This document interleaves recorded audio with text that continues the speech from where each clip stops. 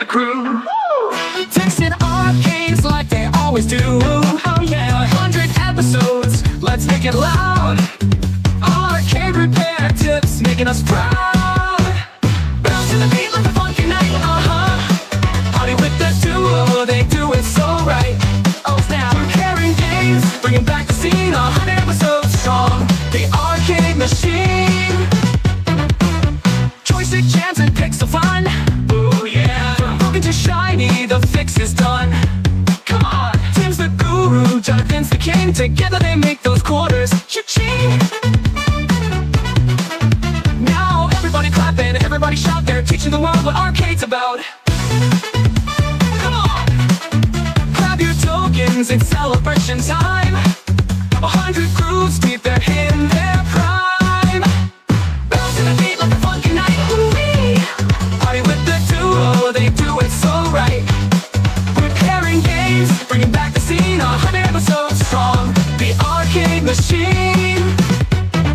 Now everybody clap and everybody shout, they're teaching the world what arcade's about. Grab your tokens, it's celebration time. 100 grooves deep, they're hitting their prime. Bounce to the beat like a funky night, ooh-wee. Party with the duo, they do it so right. Repairing games, bringing back the scene. 100 episodes strong, the arcade machine. PCB boards and power supplies, Tim and Jonathan fixing all those cries. Yeah, they're the legends of the game repair spree, bringing back the glory of 1983.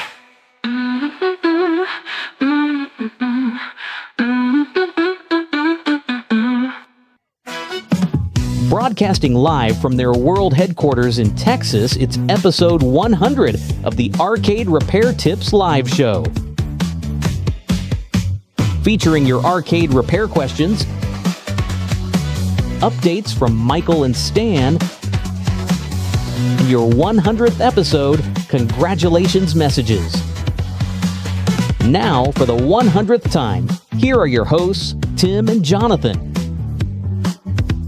Hello everyone and welcome to episode 100 of the Arcade Repair Tips live show for June 2025. My name is Jonathan Leung. I'm the producer, director, and editor here at the Arcade Repair Tips video series. And joining me today, as always, as he has done for 99 times up to this point, is Mr. Arcade Repair Tips himself, Tim Peterson. Tim, happy 100th! Happy 100th! So there we go. We are on the 100th episode of the live show.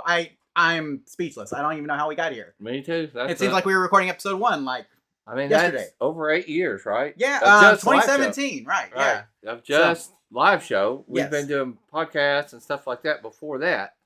So for sure. So anyway, guys, we want to thank you so much for being here tonight to celebrate with us. We will have some different things that we'll be doing throughout the night. And if you just watched the intro video, you know that's a little different than what we normally do, right, Tim? Yeah.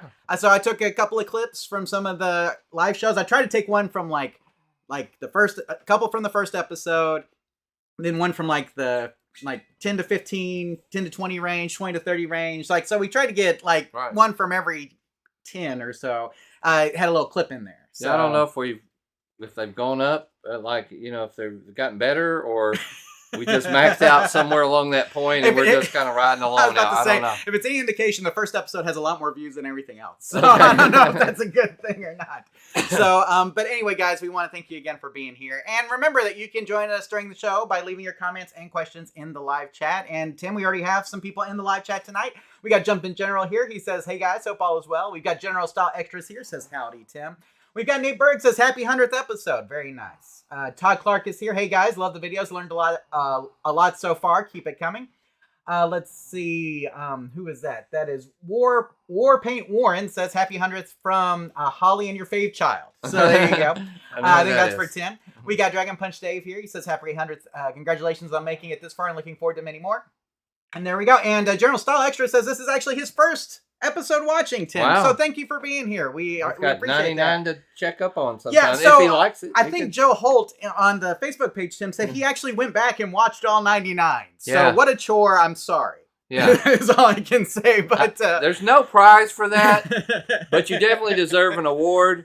And Joe is here, Tim. He's actually here. So if you want a round of applause for you, Joe, for watching them all over again. Now, that may come in handy, Tim, because we do have a quiz tonight like we've been doing over the last couple of episodes that does involve some of the content from some of our live show episodes. So if you have recently watched them, I think that will help you a little bit. We also have Chris here. He says, hi, boys. Hey, Chris, how are you doing? And thanks for being here. And guys, as far as the show goes tonight, we're going to do it exactly the way we always do. We're going to be answering some questions up front. We'll do a quiz in the middle, then we'll get to our news and discussion section. But at the end, Tim, we'll leave all the 100th episode celebration stuff till the very end. Yeah. And so that way, you know, we can get some of your messages in there and different things. We have updates. If you saw the intro, Tim, we have updates from Michael and Stan. Great. We haven't, you guys may not have seen Michael in a while. He every so often will shoot a video for the live show, which he has in the past. But I specifically reached out to him and said, hey, people want to know what you're doing. And so why don't you send us a short little video just telling us what you're doing? Is he still in Florida? So he's moving back to Florida. He actually, I think he moved to Utah for a little bit. Now he's moving back to Florida. So, which I don't blame him one bit. I think if I had a choice between Florida and Utah, no offense, Utah, I'd probably move to Florida too.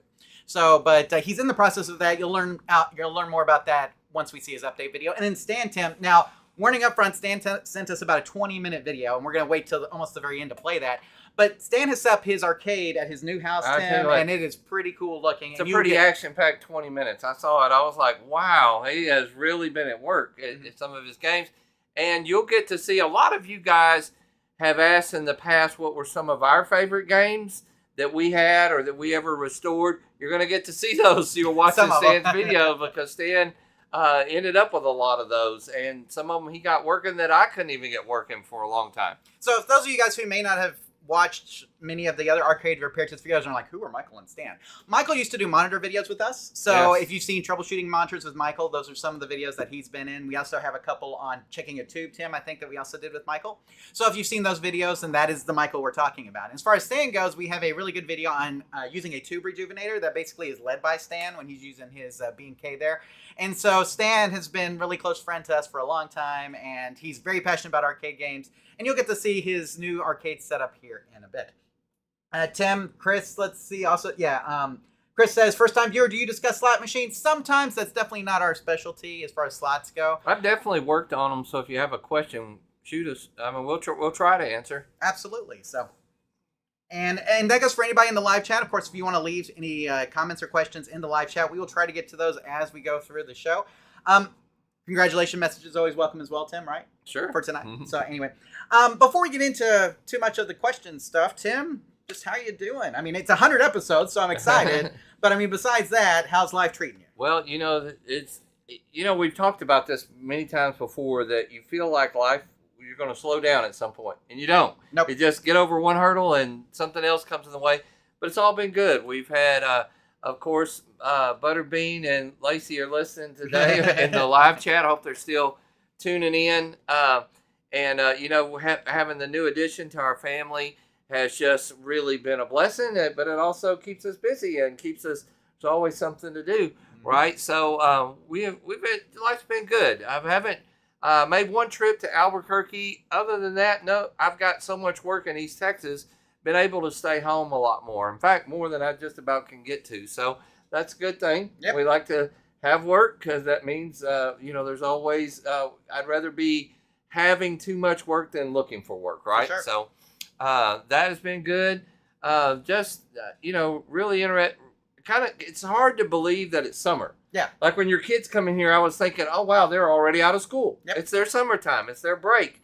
It just doesn't seem like it should be summer already, although the heat is telling me otherwise. Now, with that said, it's been quite wet around here. It's almost like, I feel like our whole summer calendar has moved. Yeah. It's like it used to be April showers. Yes. Now it's May showers, and then we get heat June, July, August, and sometimes into September. Whereas before, if we hit September, that was rare with the heat.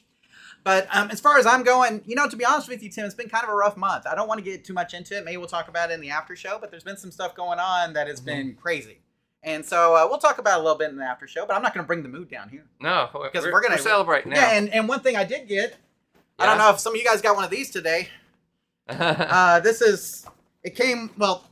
Pringles. And a soda. Who knows what else came in that box? Let's see. Oh, yeah, this thing. Cool. So got one of these today.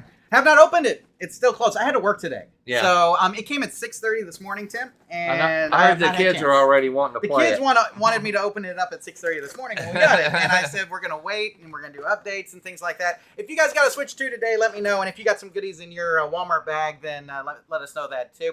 I got the bundle, Tim, with the Mario Kart World. So I'm looking forward to playing that. But we could do an unboxing on the live show. But I mean, you've probably seen unboxings in like a million different YouTube videos. But I haven't got to play anything, so I really can't give you my review. I can tell you that we haven't. So there we go. Tim, coming back over to the live chat real quick just to catch up. Let's see. Joe says, I learned just about everything I know about module repair from Michael. Those early YouTube videos were very helpful. DS Ford says, congrats, guys. Your efforts are so appreciated. Bobby Broadway says, happy 100th. Let's see. Looking in here. General Style Extras. I'm actually on summer break.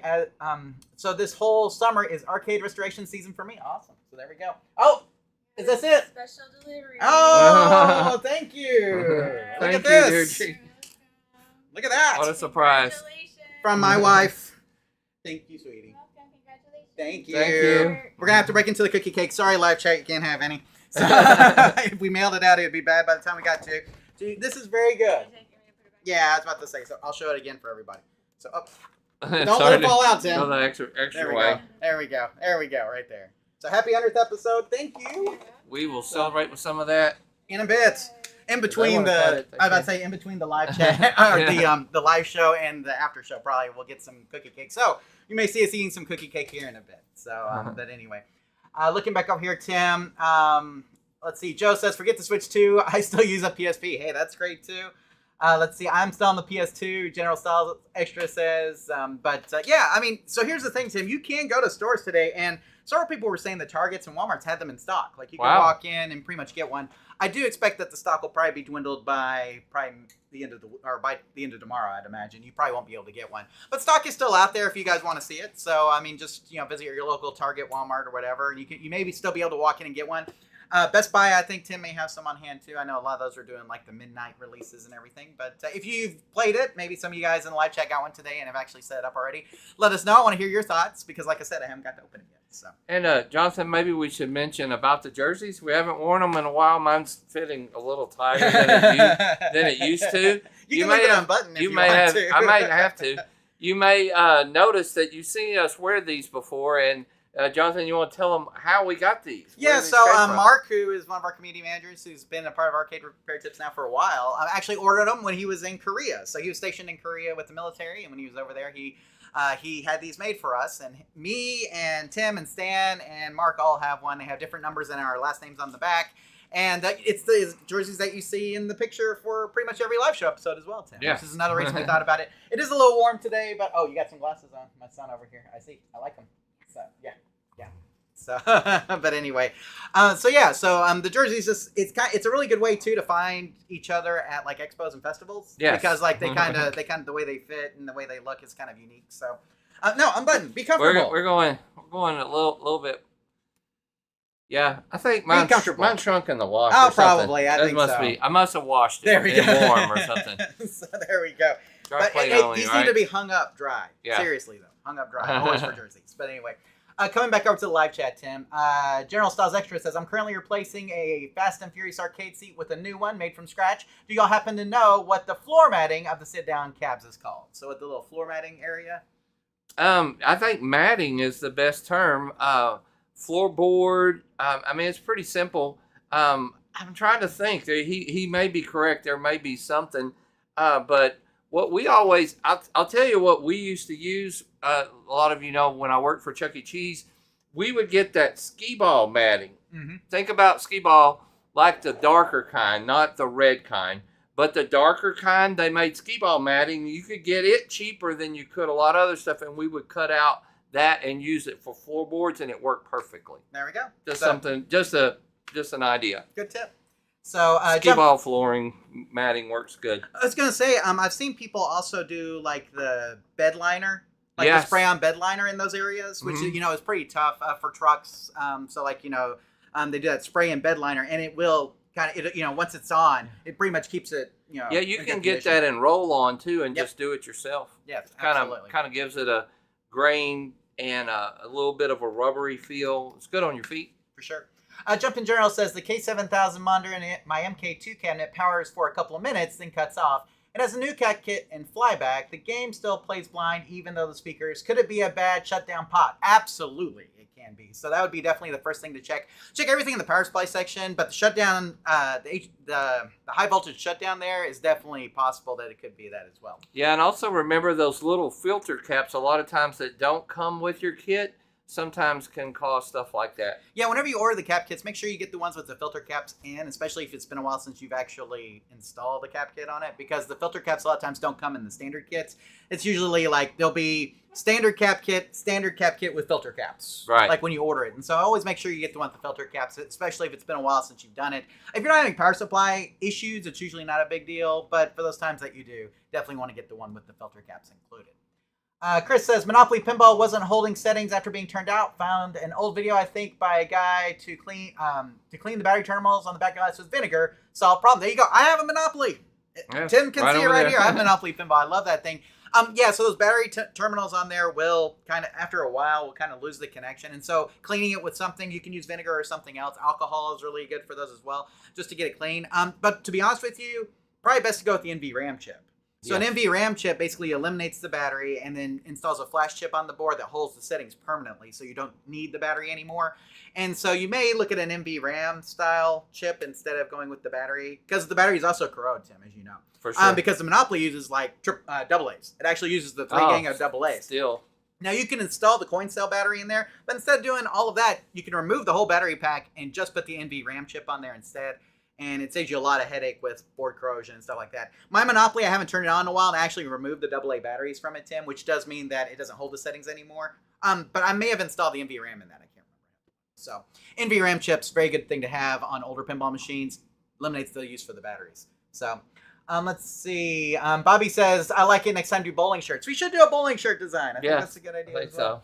so. YouTube Punk is here. He says, hey there.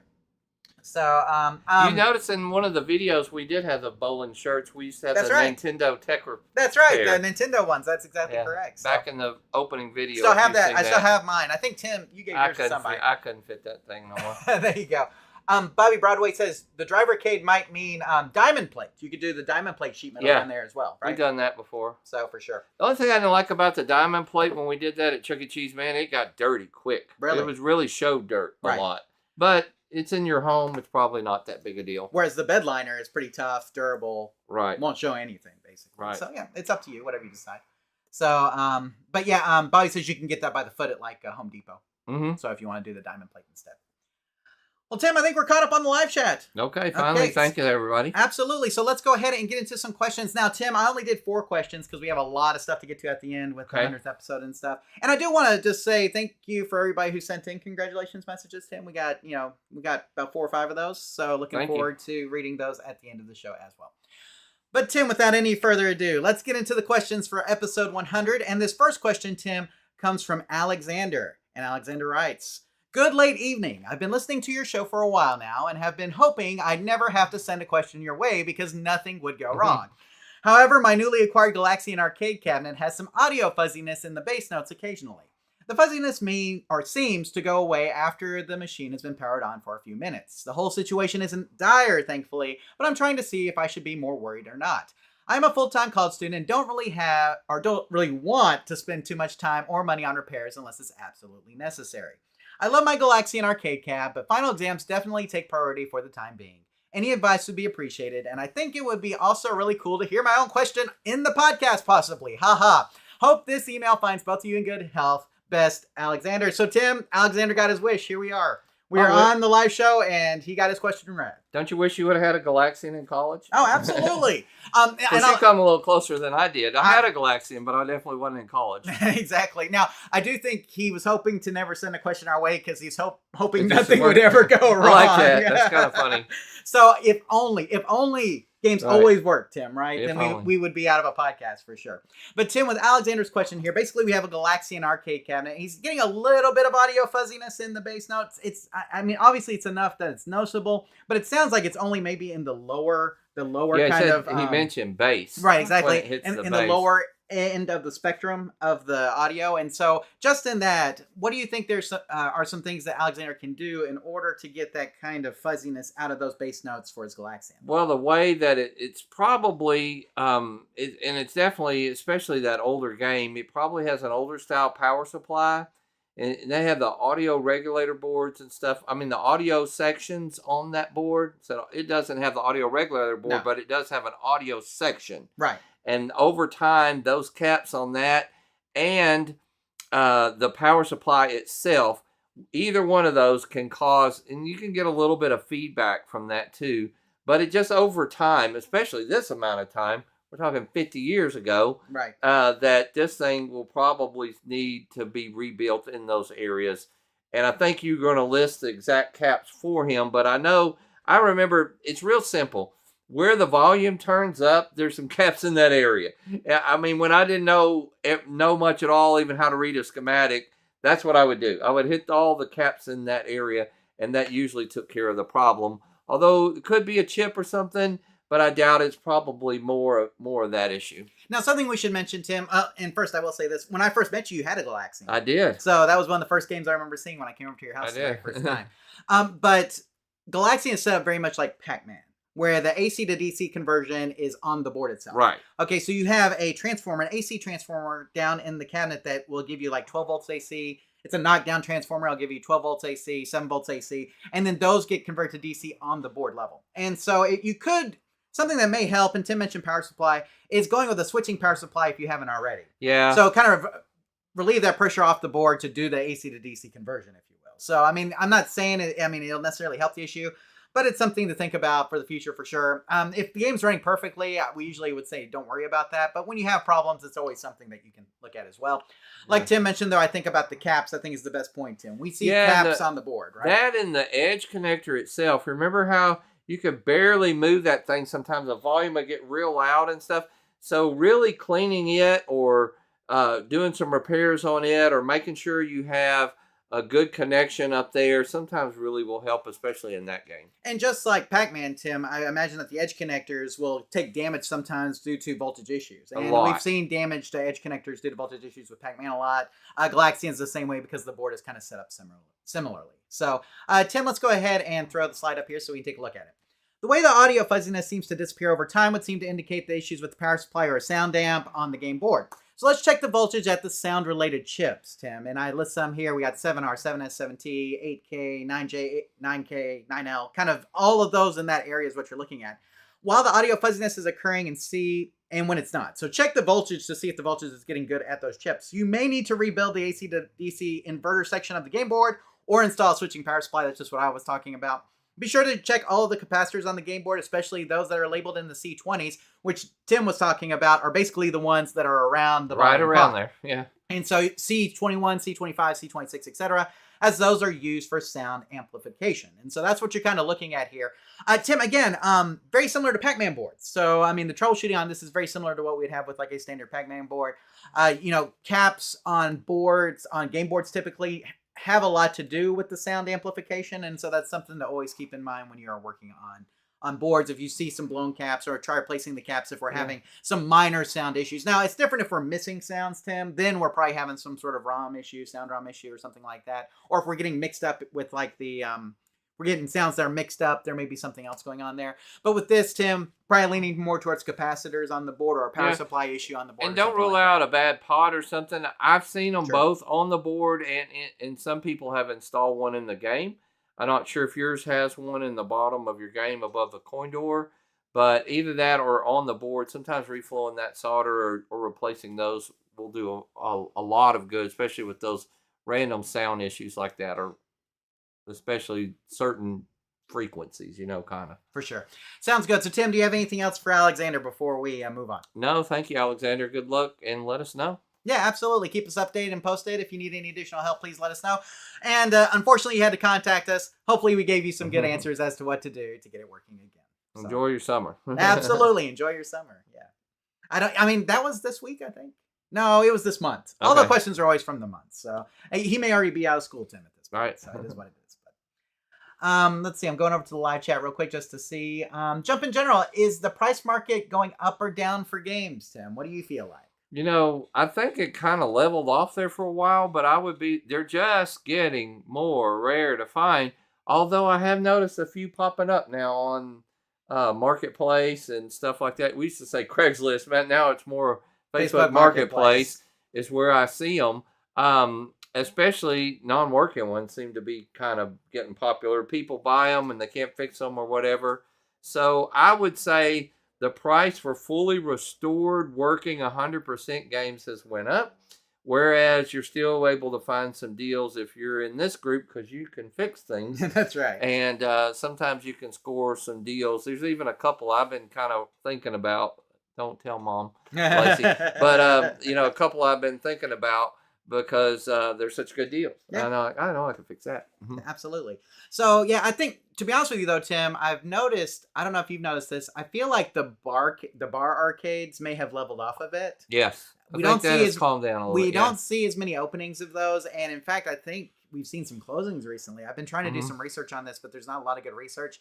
It seems like I see more closing announcements than opening announcements, which is not a good thing.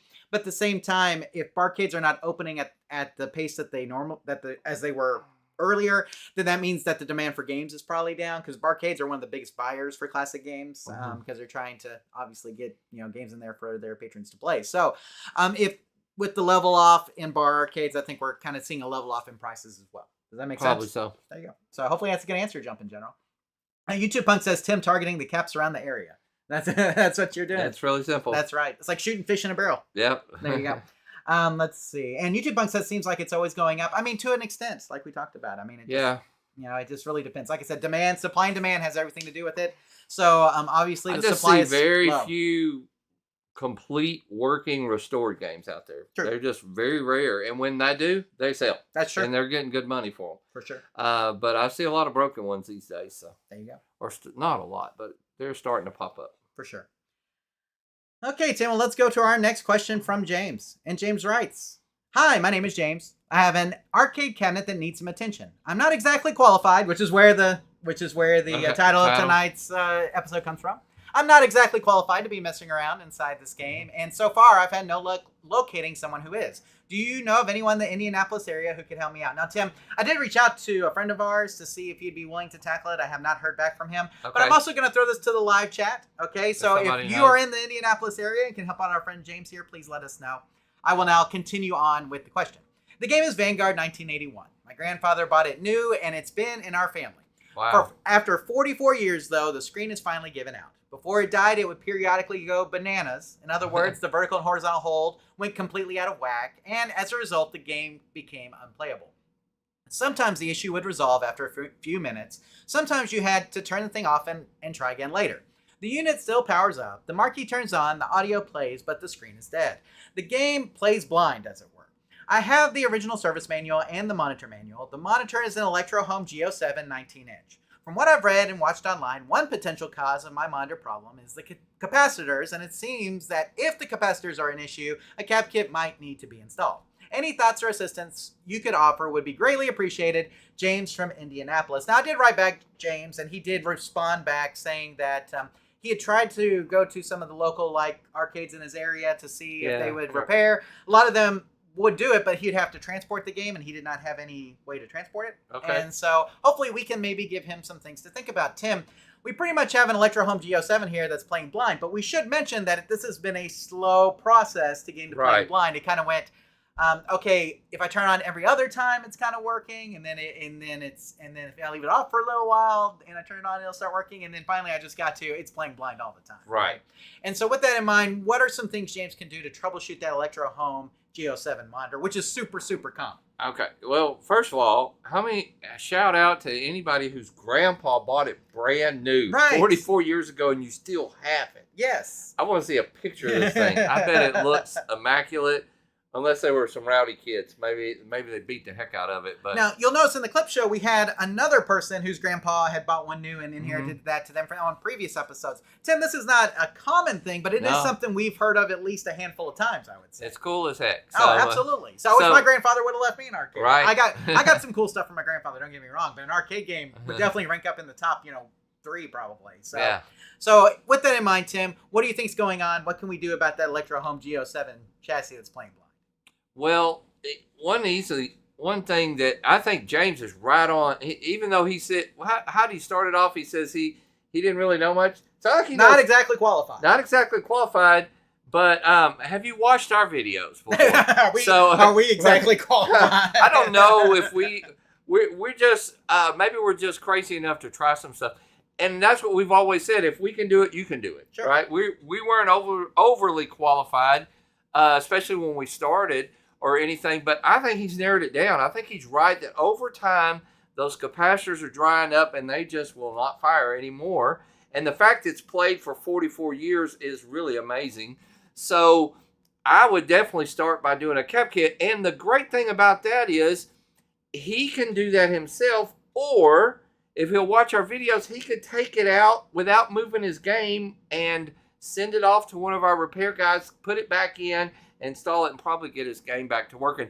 Either way, I would say if he didn't want to do the repair or to try it, we got a video on troubleshooting games that are playing blind. If he doesn't feel qualified, I guarantee he's qualified enough to discharge it, take it out, wrap it up well, and send it to one of our guys, and they can fix it probably cheaper than he can take it to somebody in town, and he won't have to move the game. Sure. Now, the only thing is that does require you to discharge the monitor, which is probably the most nerve-wracking part of all of that. And so if you're not familiar with that process, it can be a little scary the first time, but we have faith that you can get it done. And for the most part, as long as you take the right precautions, it's a very safe process, right? Yeah. So there we go. I'm going to go ahead and put this up here, Tim, and we'll talk about it a little bit more. So from your description, James, it sounds like your Electro Home G07 monitor chassis and your Vanguard may have some cold, cracked, and or broken solder joints. Oh, for sure. Okay, so we would start this off by removing the monitor chassis and touching up any suspect solder joints. Tim, the way it went out slowly makes me think that it's not necessarily a part failure, or to a certain extent, like you said, if it is, it's probably more capacitors or more cold solder joints. Yes. Okay, it may not be like a full-on playing blind. And so that's why we're going to say, let's touch up the solder joints first. And while you have that chassis out, let's install that cap kit. Now, Tim, like Tim mentioned, if you don't know how to do that, maybe you just start with removing the chassis and sending it off to someone for a repair. We have a lot of great people listed on our resources page at arcaderepairtips.com/resources under the monitor repair heading. You can send it to Paul Jure. You can send it to our friend Patrick Scott Patterson, who also does monitor repair. You can send it to, who else we got, Tim? Arcade Cup, Chad. Yep. You can send it to him. There's a lot of people there that will take your repairs. Enrique from Sharp Image Repair. In this case, I'd probably hold off on him. He's better with the newer monitors, but he could still do it as well, probably. So there's a lot of people out there, Tim, that can do this kind of monitor repair for you. So if you are brave enough to discharge the monitor and then remove the chassis from the game, you can save yourself a lot of time and a lot of trouble of actually moving the whole cabinet, right? Agreed. So there we go. So we would recommend installing the cap kit while you have the chassis removed from the game, as it probably needs one if it hasn't had one installed in 44 years. Now, Tim, cold crack solder joints and a cap kit may fix it, but it may not. You may have an actual case of playing blind, and if it is, then we need to look at some of the other traditional playing blind issues, stuff like the horizontal output transistor, shorted diodes, stuff like that. You can measure the voltage at the ceramic resistor that's mounted on the side, the big white thing, if you know what I'm talking about, and see what the voltage is there. That'll tell you a lot about what the rest of the chassis is doing as far as your high voltage line is concerned. But basically, if the cap kit and the touching up the solder joints doesn't work, then we need to start looking in the high voltage areas of the chassis to see what's going on. Is what we're getting to. For sure. Again, you ship it off to somebody, they're just going to fix it and ship it off back to you. So if you're not confident in your troubleshooting skills, that may be the best way to go. Tim, anything else here for James before we move on? No, thanks, James, for writing in. Let us know. Don't be afraid to ask more questions if there's anything that we said didn't make sense or you need additional follow-up. For sure. And I like the fact that we're on episode 100 and I entitled it Not Exactly Qualified. I just think it's funny. So there we go. Funny. So James, hopefully answers your question, and good luck getting that Electro Home G07 working in your Vanguard arcade game.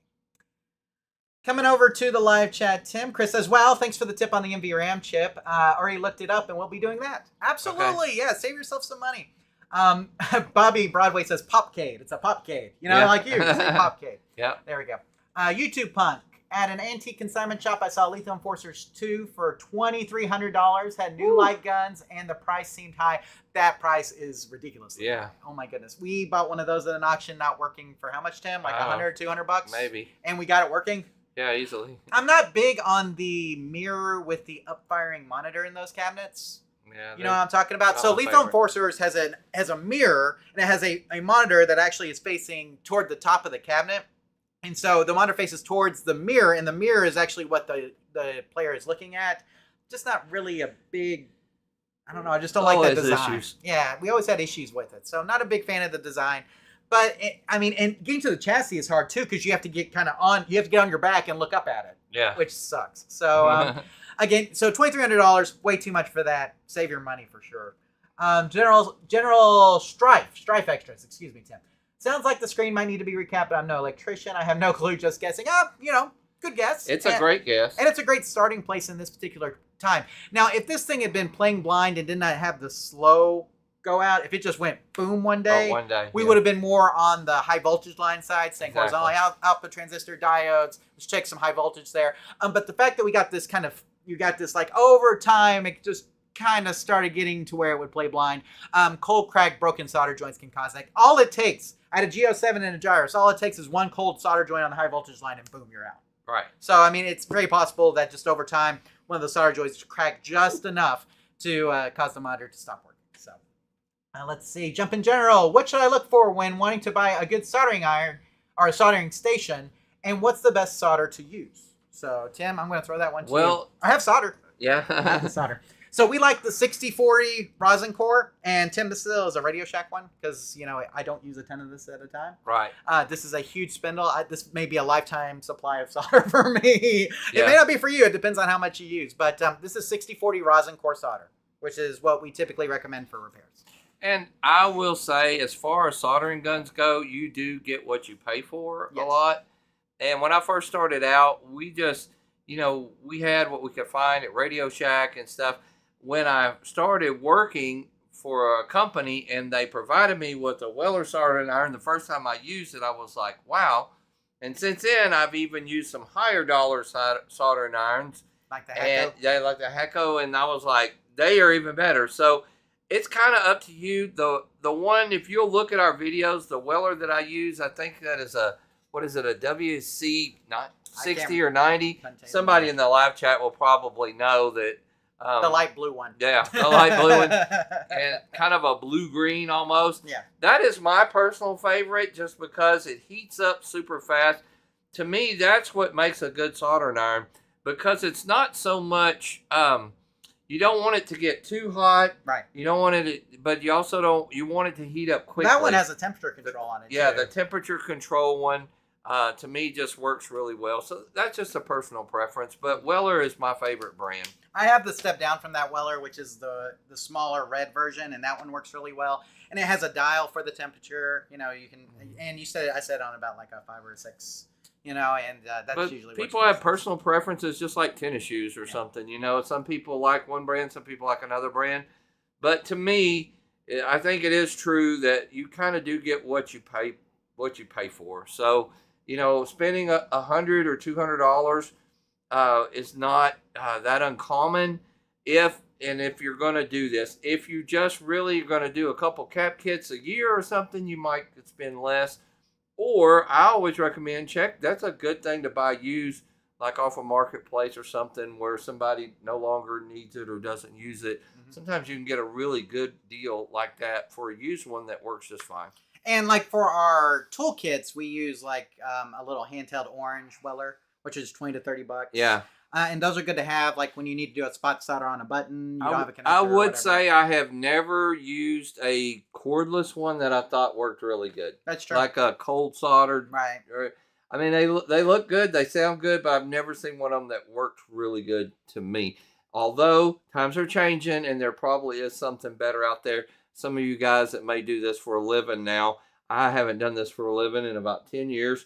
So, I have the same one that I've always had. Yeah, for sure. It doesn't break. There you go. Going back over here real quick. Let's see. YouTube Punk. I remember when Lethal Enforcers was new in the arcades, they jacked the volume up to 11. Lethal Enforcers, player 1. Remember that? Yeah. Player 1. Mm-hmm. Player 2. Let's see. Hacko and YouTube Punk says Hacko is seen as the best. Yeah, Hacko seems to be like if you're going for the best of the best. Weller is cheaper, typically. Yeah, if I was to do it full time, like this was my job, I probably would spend about $300 or $400 and get one of those. Yeah. Let's see. General Strife Extra says he has a wireless Dremel brand one. I've seen that one, and if it works good, let us know. Yeah, tell me what you think. And like I said, we're talking about 10 years ago. I haven't bought one lately. I'm sure they have improved, but I never had one that I thought worked really good. I couldn't get the temperature right.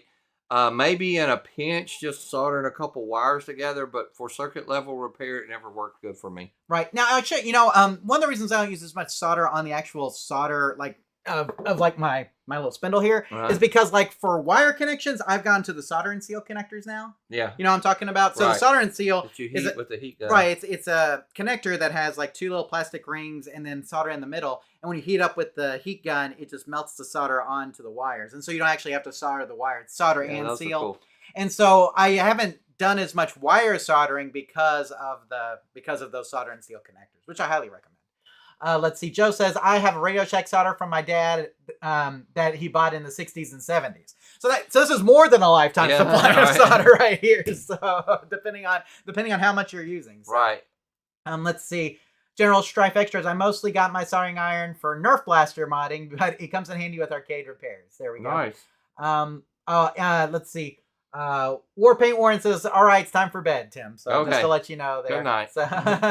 So YouTube Punk, what's the best heat temperature range to use for doing cap kits, Tim? Do you have like one that we talked about that before, like whatever. I just said it on I'd have to have mine in front of me. Mine's right in the middle. Yeah, exactly. I can't even tell you. Somebody will know that. I was thinking it was around 250 degrees, but somebody helped me out with that. Yeah. I know that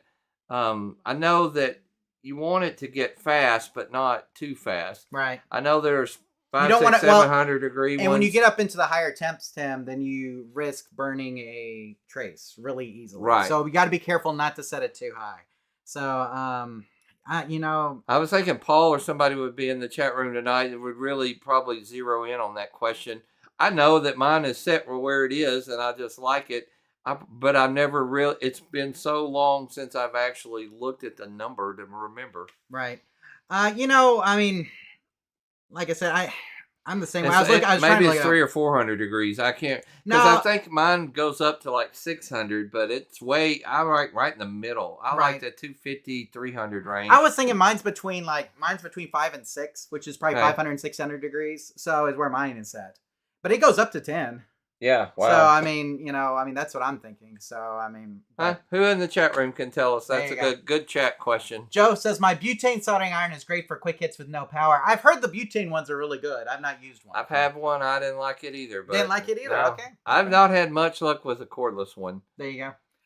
General Strife Extras. I've never used it yet. Never really had a chance to. I got it for my birthday last year, so I'm hoping to use it soon. That's the Dremel soldering iron. Oh, okay. So, yeah, let us that's what I know. was talking about. I'm curious as well, so I want to know as well. I'm not opposed to it. Like I said, the Cold Fusion ones that you bought one. Yeah, and we had the Cold Fusion one, but we tried them.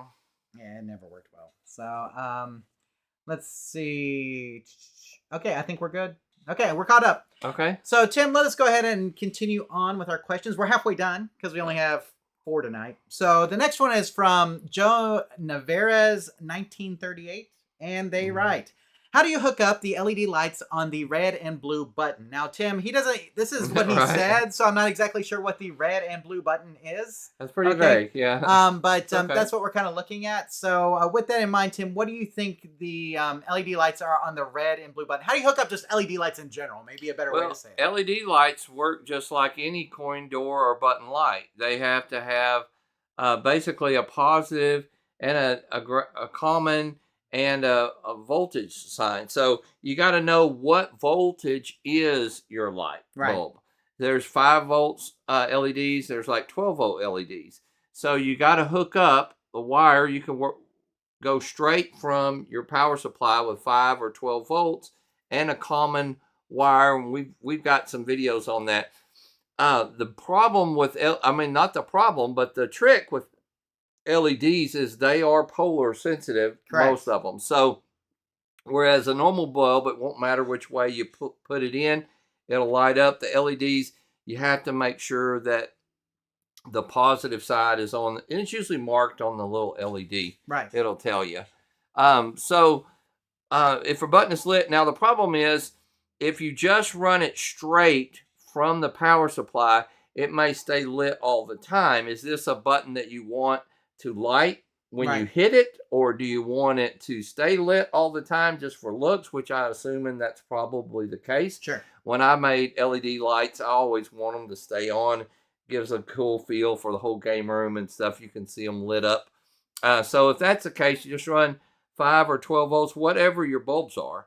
up there straight from your power supply or jumper off of it going somewhere else. Mm-hmm. And then the common you can just run straight from the switch itself. Right. And so the switch is, we talked about wiring switches before. It's the same way with the lights, except there's only 2 choices there. You don't have 3. So right. one side is common and one is your voltage. Now, I should mention that some people have gone to using LED control boards. Okay. That, like, let's say you're hooking up to a computer, Tim, the LED control board will allow, like, the buttons to light, basically allow the PC to control how the buttons light up. Yeah. It may allow them to control the Make color, them flash or flash or whatever. And so if you've gone to a control board type setup, you may have like a control board that you hook the LED lights to so that the board can control them instead of going directly from the power supply. Does that make sense? So like on a traditional LED, if you want to hook it up, you just hook it directly up to the power supply. With a controller board that's hooked to like a PC,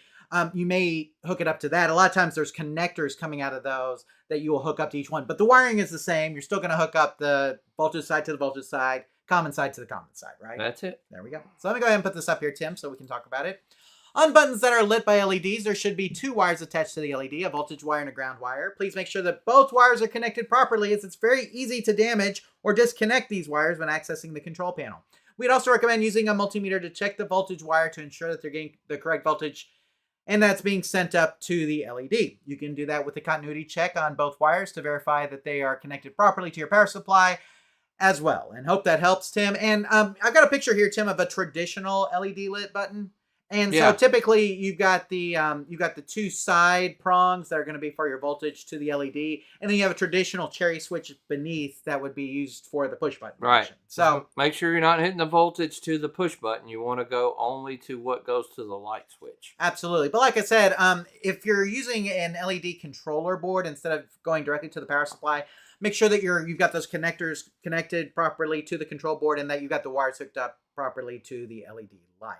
And Tim, like I said, some of those even allow you to control color as well. Like they do more than just like maybe one color. There may be another 3rd wire sometimes that does control like patterns, like a data bus kind of thing. Mm-hmm. There may be 2 other wires that control it for like data bus type things as well. Kind of like USB. Think about it. So USB has 4 prongs in it, Tim. The 2 outside ones are for voltage. The 2 inside ones are for data. You may have a setup like that if you've got multicolored LEDs that you're hooking up. So, Tim, anything here for Joe before we move on to the next question? No, Joe, if any of that, like I said, sometimes we're spitting out facts like we think everybody knows what we're talking about. If any of that didn't make sense or you need further explanation, please ask. Sounds good. So hopefully I answered your question. And good luck wiring up those LED push buttons. Let us know if you need additional help. Pictures are always welcome. So if you want to send some pictures over, questions@arcaderepairtips.com. We can take a look at it with you. And live chat looks good, Tim. So I am going to our last question for this evening. Okay. The last question for episode 100 is from Adam, Tim, and here it is. He sent in the picture, Tim. It says, "Hey guys, I have a San Francisco Rush 2049 that the graphics card is not working. It's definitely the card because I have 2 machines and swapped one and it started working. Problem is that it takes a PCI Voodoo 3 card and I can't track one down. Is there a workaround for this? Is it possible to use a different PCI card somehow? I appreciate any help. Thanks, Adam." Now, Tim, I am so old that when I worked at Best Buy, this was the new hotness. Right. Okay, the Voodoo 3 cards, Voodoo 2 cards were very hot at the time. Now, Tim, there's a lot of games that use these cards that were, a lot of the ones that were made in that kind of late 90s range, kind of like San Francisco Rush, early 2000s range. A lot of these use these Voodoo 3 cards. Now, Tim, the problem is that they don't manufacture these cards anymore. Right. So what can Adam do in order to find a replacement graphics card for his San Francisco Rush 2049? Probably eBay and scouring the internet. eBay may be the best thing. You're going to have to go to a local computer store, ask them, hey, they would laugh and they'll probably say, oh, we got one of those way back. I don't know. Maybe you're better, Jonathan, with helping them with this one. So, well, here's the thing. I think what you recommended is pretty good. If you've got a local, like, older computer parts store around, then that may be a good place to check. I like YouTube Punk's comment here. It says San Francisco Rush, more like a chess game. Did you see the screen that was on there? Yes. There's a modder test. Yeah. So, yeah, for sure. So PCI card adapter. Now, this is what Joe says. I've heard that those don't work great with arcade games. I have not tried them. So I'm not going to say that they don't, but I just have heard that they do not work well with them. YouTube Punk says those Voodoo and other graphics cards always had the wildest box art. That is true. Golly, they had crazy box art, Tim. I don't know if you remember the video card I don't aisle remember this. in the late 90s, early 2000s, but yeah, like, you had like wolves and wild dogs, like, Yeah. rah, like this, all sorts of different things. So here's the thing. If you go onto eBay and you look for a Voodoo 3 PCI card, Tim, guess what? You're going to find some. You are, and guess how much they're going to be? Expensive. They're going to be expensive, right? And so you're like, well, I can't afford that to get San Francisco Rush up and running. I totally get that. Tim, this is a lesser known thing, but maybe a tip for you. Golden T4, which is a version of Golden T that you may be familiar with. It's a PC based board. Right. Also uses this same card. Okay. Okay, and those boards are cheaper than You can buy the card for. then you can buy the card for, or you could buy another San Francisco Rush game board for you. Right. And so my suggestion would be to see if you can find a Golden T4 board and then take the video card off that, because they're way more common than San Francisco Rush. Okay, Golden T4. I mean, how many different versions of Golden T4 did they make? They iterated on that thing like at least for 4 or 5 years. And so there are multiple versions of this board. There were tons of Golden T sold during this time, a much more common board than what you're going to find with the San Francisco Rush 2049. And so try to look for a Golden T4 board instead of looking for a Voodoo 3 PCI card or looking for a San Francisco Rush 2049 board. And hopefully you'll have better luck and the price will be cheaper. Does that make sense? There we go.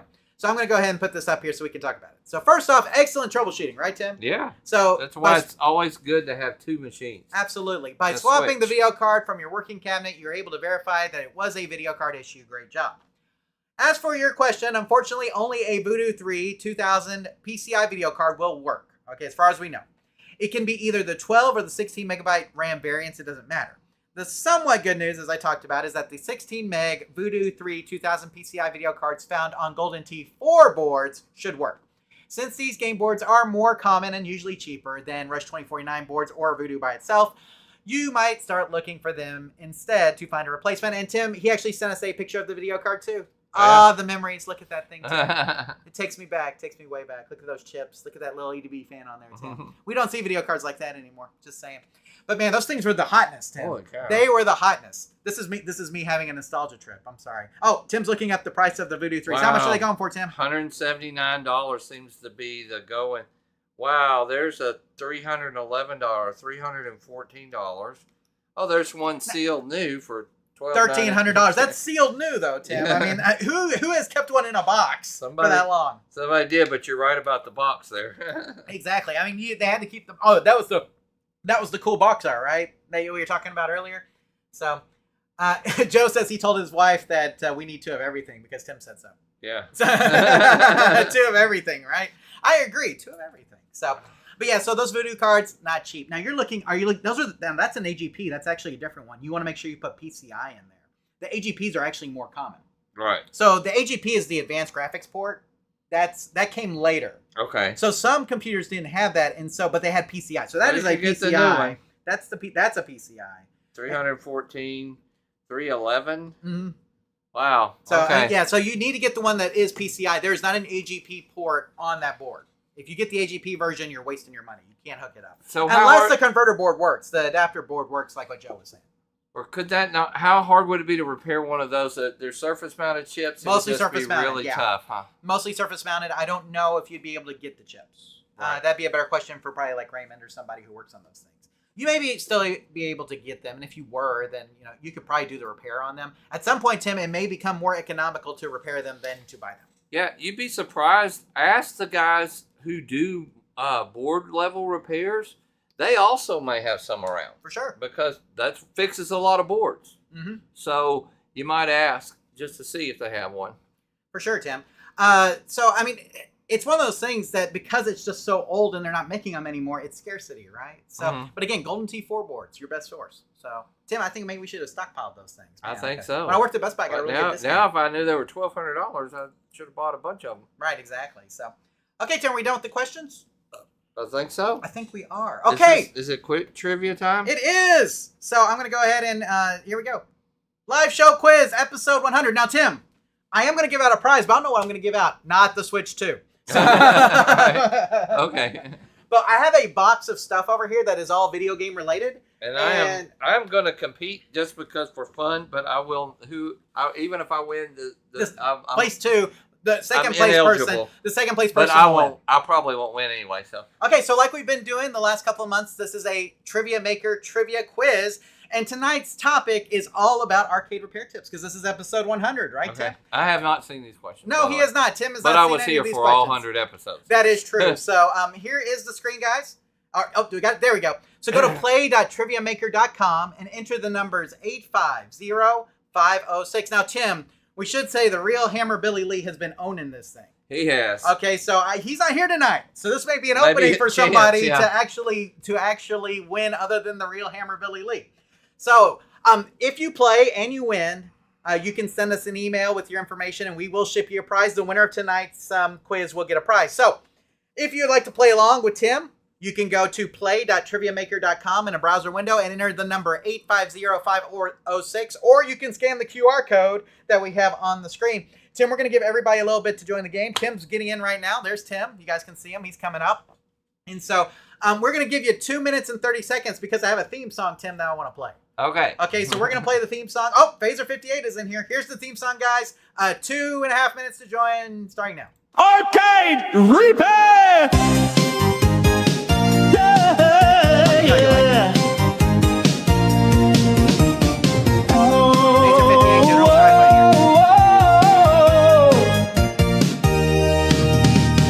Step right up, it's the big 1-0. Arcade repair tips ready to go. Spin the wheel, take your shot, let's play.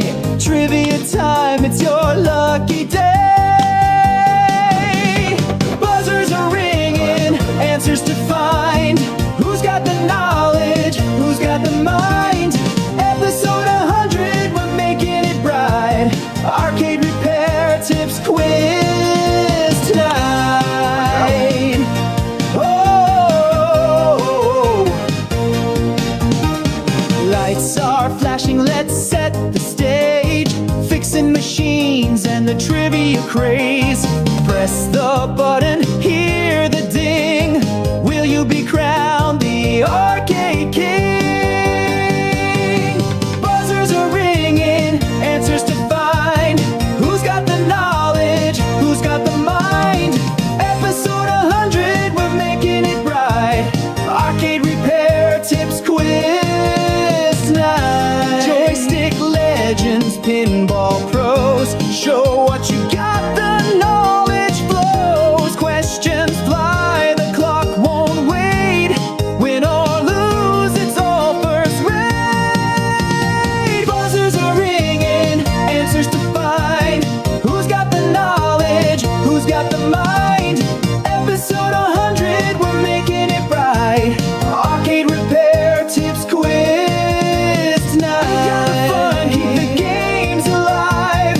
Episode 100, trivia thrives. Arcade repair tips, shout it loud. For the gamers here, we're arcade proud. Arcade, Moco! I know you're digging that music, Tim. I don't remember when we recorded that last. It's been a long time ago. No, that's more than AI music. Just to have some fun. So, is everybody in? We got 8 players tonight, Tim. That's the most we've ever had. Okay. Good group. Now, remember, whoever wins tonight, minus Gonna Tim, get- right. will win a prize of some sort. We will ship it to you. We will have some fun. So, please, we're going to give you 15 more seconds here to join. Once we start the game, I think it started, so we can't do anything else. Now, I would like to remind all the players out there while we're waiting for the rest of everybody to get in, Nice. that you should always follow what's on the screen and not necessarily what's on the YouTube video because there may be a delay. So make sure you answer the questions when they appear on your screen and not necessarily when they show up on the YouTube video. Does that make sense, Tim? Yes. You Okay. get more points the faster you are, too. Right. So the faster you answer the question and get it right, the more points you'll get. And so that's something else to keep in mind. Tonight, Tim, as I mentioned earlier, all of the questions are on the topic of arcade repair tips. So Okay. that's the live show, that's the videos, that's the podcast, that's everything, okay? So if you guys have been watching us for a while, you're going to be in good shape. Those of you guys that this is your first time ever watching an arcade repair tip, I'm sorry. So this is definitely something that is specialized. Now, Tim, who all do we have here real quick? Let's go ahead and look through the list. We got Tim, we got Phaser 58, we got General Strife, we got Dragon Punch Dave, Regzer Show is here, Ito Rolito is here, Joe Holt is here, and Joe, like I said, has been studying up, Tim, so we'll see. Okay. We got Jason Stevenson here and Nate Burgess. Guys, good luck to everyone. Let us move into the quiz. Okay, Tim, are you ready? I'm ready. Okay, let's do this thing. Okay, first question. In the arcade games and electricity cost video, what arcade game does Tim use to measure his electricity consumption? In the arcade games and electricity cost video, what arcade game does Tim use to measure his electricity consumption? Are we ready? Ready, Tim? Ready. Here we go. 3, 2, 1, and go. Okay, here we go. Is it Pac-Man, Miss Pac-Man, Donkey Kong, or Sinistar? In the arcade games and electricity cost video, what game does Tim use to measure his electricity consumption? Pac-Man, Miss Pac-Man, Donkey Kong, or Sinistar? 3, 2, 1. Answer is Donkey Kong. Oh, You missed that one. I had to remember that was a long time ago. Okay, I see how it is. Okay, let me go ahead and bring up the scores. already- Everybody missed it. Oh my goodness. Okay, I should mention there's a timer. Don't feel Okay. bad. I missed that one too, guys. Right, I should mention that there is a timer. And so as you go through, there will be a certain amount of time that you'll have to answer the questions, which is why we mentioned earlier that you do need to pay attention to your browser window more than you're paying attention to the YouTube video, right? Right. Because there may be a little bit of delay. We want to make sure we got everything in here. Okay, Tim, are you ready for the next one? Let's go. Here we go. In live show, episode 52 entitled Job Decision Day, Tim announced that he would be starting a new job with which company? Tim, you should have Better this get one. this one. Okay, are we ready? You got Yeah. this? Okay, here we go. 3, 2, 1, and go! The answers are Taco Bell, Whataburger, Chuck E. Cheese, or Dave & Buster's. And in live show episode 52, titled Job Decision Day, Tim announced that he would be starting a new job with which company? Taco Bell, Whataburger, Chuck E. Cheese, or Dave & Buster's? And of course, Tim, the answer is Chuck E. Cheese. And Tim obviously got that one right. Hopefully you got that one right. Okay, let's see who all got it right, Tim. Wasn't the quickest. Oh, look at you, weren't even the fastest. I wasn't the fastest. So General Strife is in first place now. That was the second time I worked for Chuck E. Cheese, so That it is threw true. me off. I was actually thinking I was going to be Gaddy's, and I didn't see Gaddy's on there. No, Okay. oh, well, good thing I should have That put was Gaddy's on tricky. there. That would have been really tricky. These are tricky. That was tricky. They're meant to be tricky. Tim, you, General Strife, and Jason Steverson have points, and everybody else is not on the board. Oh, Regzer Show says, I knew he left Chuck E. Cheese and then went back. That is correct. That is correct. So, okay, here we go, guys. Next question. Not including episode 1, which episode of the live show has the most views on YouTube? Okay, so this is tougher than you think, right? Yeah. So I said earlier that episode 1 has the most. Right. Okay, but which episode of the live show has the most views on YouTube? That is not episode 1, Tim. You ready? Okay. Okay, 3, 2, 1, and go. Is it episode 70, episode 49, episode 43, or episode 15? Which one has the most views on YouTube? So episode 70, red and green across the screen. Episode 49, my game machine screen is green. Episode 43, melted drippy image issues. Or episode 15, 10th anniversary show. Oh, yes. It is episode 49, my game machine screen is green. Sorry. So that's almost the dead middle now. Yeah. If you think about it, which is very interesting. So let's see who got that right, Tim. Oh, look at that. Regzer Show jumped up there. Look at that. Man, So Dragon, falling hard. let's see. Phaser 58 got some points in there too, Tim. So we got some people. General Strife still in first place though. So there we go. But these are kind of hard. I understand. Okay, it's supposed to be challenging. So here we go, guys. Next question. The 20th anniversary of Arcade Repair Tips is coming up. In which year will we celebrate this milestone? The 20th anniversary of Arcade Repair Tips is coming up. In which year will we celebrate this milestone? Ready? Here we go. 3, 2, 1, and here we go. 2028, 2027, 2030, or 2026? Which year will be the 20th anniversary of Arcade Repair Tips? Is it going to be 2028, 2027, 2030, or 2026? Which year is it going to be, Tim? Who knows? Everybody, you got a couple more minutes here to decide. So we got 2028, 2027, 2030, or 2026. Obviously, really close here. So if you know what year we were founded, you should probably be able to figure this out. So, right? And we just celebrated a milestone this year. 2028! Oh, I missed that one You by missed one that year. Oh, what'd you do? 27. Oh, 27. No, it's 28. Ah, 28. Good guess, though. that was a year off. May 8th, 2020, or 2008. May I was 8th, thinking it was 2020. 2008 was when Arcade Repair Tips was founded, Tim. Let's see who all got that. I'm learning Oh, new look at that. stuff. Razor shows up. Nate Burgess is up. Oh, General Strife, Jason Stevenson, Tim are taking a back seat now. Okay, you guys have to play catch up. All right. Okay, here we go. Now. Next. Okay, you gonna lock down? Okay, here we go. How many episodes of the Question Answer podcast, excluding special episodes, did Tim and Jonathan record before transitioning to the live show format? It's not 100, right? So how many episodes of the Question Answer podcast, excluding special episodes, did Tim and Jonathan record before transitioning to the live show format? Here we go. 3, 2, 1, go. And the answers are 71, 48, 59, and 100. Obviously, not 100. I'll eliminate that one for you. Is it 71, 48, 59, or 100? How many episodes of the Question Answer podcast did Tim and Jonathan record before transitioning to the live show format? Not counting Eric and Co. 59. That was my second guess. What did you pick? 48. 40. Oh, you're so close. So we recorded 59 episodes of the Question That sounds Answer about podcast. right, yeah. So before we transitioned to the live show format. And then Eric and Rusty took over for a while. We had Eric with some other co-hosts as well in there. So who all got that right? Let's see, Tim. Oh, gotta click over here. Oh, look at that, man. We got some people jump up there. Joe is getting hard up in there. You're falling to the bottom here, Tim. Razor Show still at the top. Phaser 58 in second. Joe in third. So, Joe, all that studying's paying off, man. Okay, Tim, you ready? Ready. Next question. Oh, YouTube Punk said 48. So, no, not 48. Oh, Razor said he picked 48, too. 48's a common one, I understand. So, there we go. Which episode of the live show is pre-recorded and has the prefix "not so" on the front due to the birth of Jonathan's son? Okay, so one live show was not live, right? And Tim remembers this. Yes. I mean, this is when we pre-recorded because my son was going to be born. So which episode of the live show is pre-recorded and has the prefix "the not so" live show on the front due to the birth of Jonathan's son? Here we go, Tim. Ready? 3, 2, 1, go! Okay, the answers are episode 17, episode 5, episode 12, or episode 15. It was one of the early ones for sure, Tim. Which one is it? Episode 17, episode 5, episode 12, episode 15. Which episode of the live show is pre-recorded and has the prefix "not so" on the front due to the birth of Jonathan's son? I had to guess. It's a tough one. It's a tough one. I understand. You got a lot of time here if you want to think about it for a second, if you haven't locked in yet. It's a tough one. So, YouTube Punk says some deep lore going on here. That is true. I wanted to make it tough. I'm losing my own game. Episode 12 is correct, Tim. No, Tim didn't close. get it. Okay, here we go. Let me go ahead and go. Wow, that was a long time ago. It was a long time. Oh, look at this. Nate's up. See, Richard Show has dropped, and General Strife is still up there with the 60s. Phaser 58. Joe didn't get that one, it looks like, Tim. And Tim, you're number 7 right now. I am just way down there. So there we I'm go. like an episode or a year off every time. There we go. So continuing on here, Tim, let us go with the next question.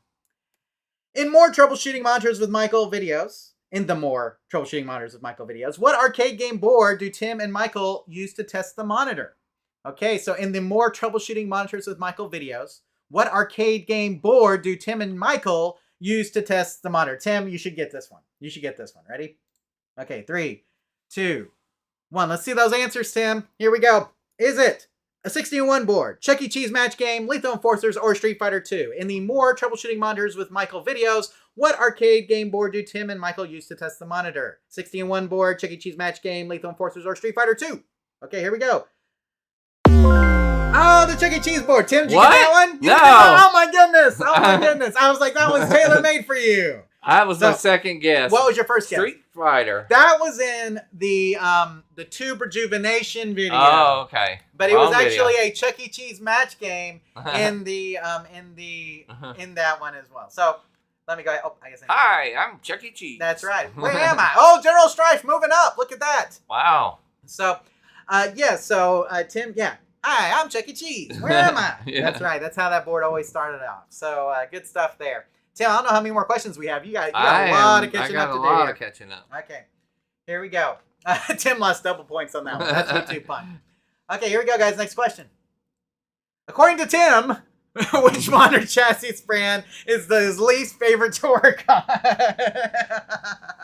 I think he can get this one. Am I sure? better Okay, get- are you ready on this one? I always thought I got the last one. but- Okay, according to Tim, which Monder chassis brand is his least favorite to work on? Here we go, Tim. 3, 2, 1, go! The answers are Sanyo, Cortec, Wills Garner, or Electro Home. According to Tim, which Monder chassis brand is his least favorite to work on? Sanyo, Cortec, Wills Garner, or Electro Home? Let us know. You two punks says, Brett, get this one, Tim. I got this one. I think I got this one. I'm moving up. Oh, there it is, right there. Finally. He's on top. Finally got one. And I answered that one quick. You so. did. Let's see if you. Oh, look at that, Tim! Yeah. You jumped like 4 spots. So you know what? I'm just gonna throw some applause in there for you. There we go. Does that make you feel better? That one I'll never forget. Yeah. Well, according to Tim, I was hoping that you would get that one for sure. Moving on here, Tim. Let's see what else we got. Okay. In the troubleshooting games they're playing blind video, what phrase does Tim use that was popularized by a home makeover show? Okay, you have to think about this one. Okay, in the troubleshooting games that are playing blind video, what phrase does Tim use that was popularized by a home makeover show? Okay. Okay, do you remember? I do not. Okay, well, maybe you'll see That'll the be a answers and guess. it'll help here. 3, 2, 1, go! The answers are Fix It Felix, Move That Bus, I Love My Job, and Big Guy. In the troubleshooting games that are playing blind video, what phrase does Tim use that was popularized by a home makeover show? Fix It Felix, Move That Bus, I Love My Job, or Big Guy? Answer as you will, and move that bus. I finally got. I'm coming You got back. one. There you Yeah, I go. got another So, one. Move That Bus, of course, was from, what is it, Extreme Makeover Extreme Home Edition. Makeover. Yeah, you So have there to we be go. old to know that one. That's right. Exactly. I was thinking that too. That's how you know our videos are old right there. Yeah. So Tim moves up. Oh, second place, Tim. I don't know. General Strike's pretty high up there. I don't think you're going to be able to That's catch pretty him. tough. Absolutely. You better So, get the last one. yeah. Or the Let's next see. one. Phaser 58 is closing in on you, but General Strife is definitely way up there, Tim. So here we go. Next question. Oh, I got to hit the next on the right thing. Here we go. Which one of these events did the Arcade Repair Tips crew not broadcast a special live episode of the question and answer podcast from? Okay, you can. I think you got this Maybe. one. Which one of these events did the Arcade Repair Tips crew not broadcast a special episode of the question and answer podcast from? Got that? I got it. Did not. Did not. Everybody got it? Okay, here we go. 3, 2, 1, go! And the answers are Southern Fried Gaming Expo, California Extreme, Houston Arcade Expo, or the Texas Pinball Festival. Which one of these events did the Arcade Repair Tips crew not broadcast a special live episode of the question and answer podcast from? Southern Fried Gaming Expo, California Extreme, Houston Arcade Expo, or the Texas Pinball Festival? Tim, the answer is? The race is for second place. Yeah, California Extreme is the correct answer. We have never been to. Never been. Want to go sometime. So, okay, Tim, let's see it. Oh, General Strife still beats you! Oh my goodness! The 376 General Strife is the winner for tonight. Tim comes in second place with 300. Phaser 58 in third place with 266. Nate Burgess in fourth place with 167. And Razor Show in fifth with 164. Guys, thanks for playing tonight. So, General Strife, send an email to questions@arcaderepairtips.com with a good shipping address for you, and let us know where we can send that prize to. Questions@arcaderepairtips.com. Send an email over there. Let us know you were tonight's winner, and we will send you a prize. And he says, ain't no way! You did it!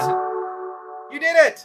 So, Tim, you had to play catch up there, I felt like. Man, that was hard. Yes. I told you guys I don't know these questions. And, Yeah. I mean, I don't know the answers. We don't pre-rehearse this, so. Well, I was going to say, like, so and Tim... and that shows my memory. Of course, I don't watch the videos over and over. Right.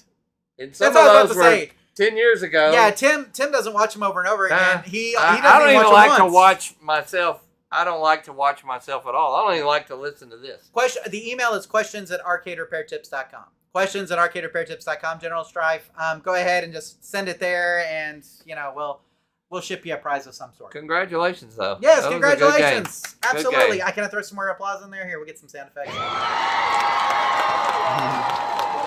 Hey, and he said, he's like, ain't no way. You got it. You got it. So good job.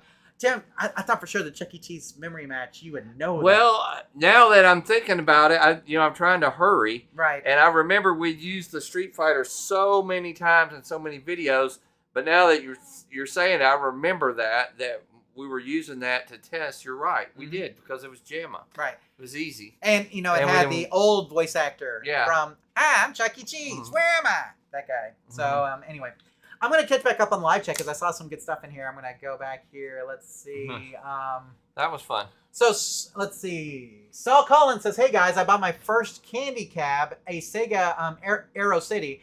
Your channel has been of great help. We're so glad to hear that. If you need additional help, please email us or leave a comment on one of the videos. We'll try to help you out with anything you got. So thanks for being here tonight. Awesome. Okay, let me see what else we got here. Razor Show says, I put Street Fighter 2. I could have sworn it was that. Yeah, I mean, so the problem is It we was did a tricky question. It was. We did the Tube Rejuvenation video with the Street Fighter. We did a lot of videos with Street Fighter, but it was the Chuck E. Cheese memory match that did it.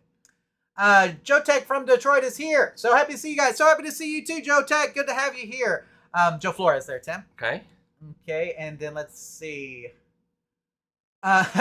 General Strife Extra says, I think I know this one from a Family Guy cutaway. I don't know if it was a Family Guy cutaway or not. But congratulations for winning again. Very good. YouTube Punk was saying he couldn't hear us. I think when the music's playing, it's kind of hard. Sorry, guys. Let's see. Okay, Okay. Yeah, and this is his first stream, so he got them all right, Tim. Pretty awesome. This is what you get for being here. You get prizes, right? Wow. So, absolutely. So, YouTube Punk says I was in a distant last. So there we go. So Joe watched all of them. I was in all of them. And General Strife jumps in today and gets wins. them all and wins. There you go. There's you go. So it is what it is. It is. Absolutely. So I think those were fun. I'm sorry the questions were so hard. I wanted to make them hard. No, that's fun. I wanted to make them hard. That made it fun. Absolutely. So I'm going to export the Brought results back there. good memories. There we go. Okay, we've got all that. Okay, so I've got that. Okay. We're going to move on to news and discussion. Like I said, we're going to save all the 100th episode stuff for the end. Okay. So we're going to move into our normal news and discussion, which is what we do at this point in the show. So, Tim, there's a lot of news. In fact, something that just broke today. Okay. Okay, that we'll talk I about haven't here in a seen minute. this. So the first news story, though, I have on here is one of our more popular ones that was on the Facebook page, and that was this update, basically, to Gauntlet that would allow you to see the entire dungeon at once. Now, those of you guys who have played Gauntlet know that typically when you play 4 players, your camera view of the dungeon kind of moves based on where you're at, right? Into like one of 4 quadrants, typically, right? So the camera kind of moves with you as you move through it. General Strife Extras, real quick, questions@arcaderepairtips.com. questions@arcaderepairtips.com is the email address. So send it there and we'll get it right there. So, okay, so basically what this YouTuber did, Tim, is he took the whole map and was able to map the whole thing so you can see the whole thing at once. Nice. So instead of guessing what may be in another part of the dungeon, you can now see down that way even though your character's in a different quadrant. And so it says here, YouTuber John Smith has modified the original Gauntlet arcade game to play at SVGA resolution, so you can see the entire dungeon at once as opposed to the game's original 336 by 240 zoom view. This allows the players to see what dangers lie beyond the original limited view. Of course, it still won't stop the rest of your party from standing behind you while you get mauled and then steal all the meat and treasure chests for themselves. Right. So, but still, it's a pretty cool update to Gauntlet, and I think it's only usable on the PC, Tim. I don't think it's like an emulator version, and so it's only the PC version. He's kind of done a modded version of it for PC, and it's pretty neat. If you guys want to check it out, you can go to the news story and the links down below in the show description, Tim. Click on that link, and it'll take you to where you can actually download it and play it. Joe says, wow, that Gauntlet update is cool, but kind of feels like cheating in a way, because you can see what's coming before you get there, right? So, I mean, it's a little bit of cheating, but still, maybe it's how the original game should have been. And you could argue that, too. YouTube Punk says, Gauntlet is one of the first arcade games I remember ever seeing as a kid. Yeah, Elf needs food badly, is what Phaser58 says. Absolutely, it's a great game. So, moving on to our next story, Tim. Tariffs are game over for the arcade business. Now, this was from Sherwood Media, Tim, and this story really focuses on redemption prizes and parts, as those are the 2 things that come from China that are probably going to see more of an increase than anything else. Now, Tim, we are on a stay of those tariffs for a little bit here, which is nice. So they haven't gone into full effect yet, which is good, but it doesn't mean that we're not going to see them, or we may not see them. So Sherwood has an article up about how tariffs are impacting the arcade business with a specific focus on redemption prizes and parts and components, which mostly come from China. The tariffs, along with the increased cost of operations overall, have made it tough on family entertainment centers like Dave & Buster's, Lucky Strike Entertainment, and Round One, which all have suffered major declines in their stock prices since the beginning of the year. Now, Tim, I don't know how many people out there are working in arcades, running arcades, and are seeing the increases in parts and redemption prizes, but it does seem like the costs have gone up. For I've read several posts where people were really, it's hurting some people, yeah. Yeah, for sure. And so if you're in the live chat tonight and you work on arcade games or maybe have some redemption pieces out on route, let us know if it's been affecting you as far as the increases in some of the toys and prizes along with the parts and components. We'd like to get your input on that as well because, Tim, we obviously know that things are increasing in price. I mean, that's pretty well known. The question is for how long and can some of these family entertainment centers withstand it, right? So we'll see. Tim, now getting to somebody who's taking advantage of some of these FECs. This is a story that was from Business Insider, Tim. The headline was, I learned to beat the claw machines at arcades and turned it into a $40,000 side hustle. Okay. Okay, so Mike Ney turned a pandemic hobby into a profitable side hustle, earning over $40,000 by reselling plush dolls won from claw machines. He invested in a claw machine to understand its mechanics, developed strategies to consistently win toys, and sourced sought-after plushies from arcades like Round 1 and Dave & Buster's. Ney sells these plushies on platforms such as eBay and Mercari, often earning $300 to $500 per arcade session, and shares his journey on TikTok. So, Tim, he goes in with a wad of bills. He specifically targets a lot of the Japanese-style plush. Okay. Hawaii style plush that he knows is going to earn good, and then he may spend $200 to $400 on a session and ends up earning back $300 to $500. So he makes a tidy profit off of it. Okay. Okay. So I mean, it's not a like I said, I don't know Like if quit it's your day job. I don't know if it's quit your day extra. job, but yeah, it's enough to have a little side hustle there. Some change. Yeah. Let's see. YouTube Punk says the magnet strategy. I don't know if that would work so well with some of the plush, for sure. Nate says it screwed us here in Canada getting prizes as far as the tariffs are concerned. Okay. So that's been kind of a hurt for them. Oh, Delusional's Arcade's here too, Tim. We should mention that. Hi. Good to have you here, Del, tonight. So let's see what else we have here.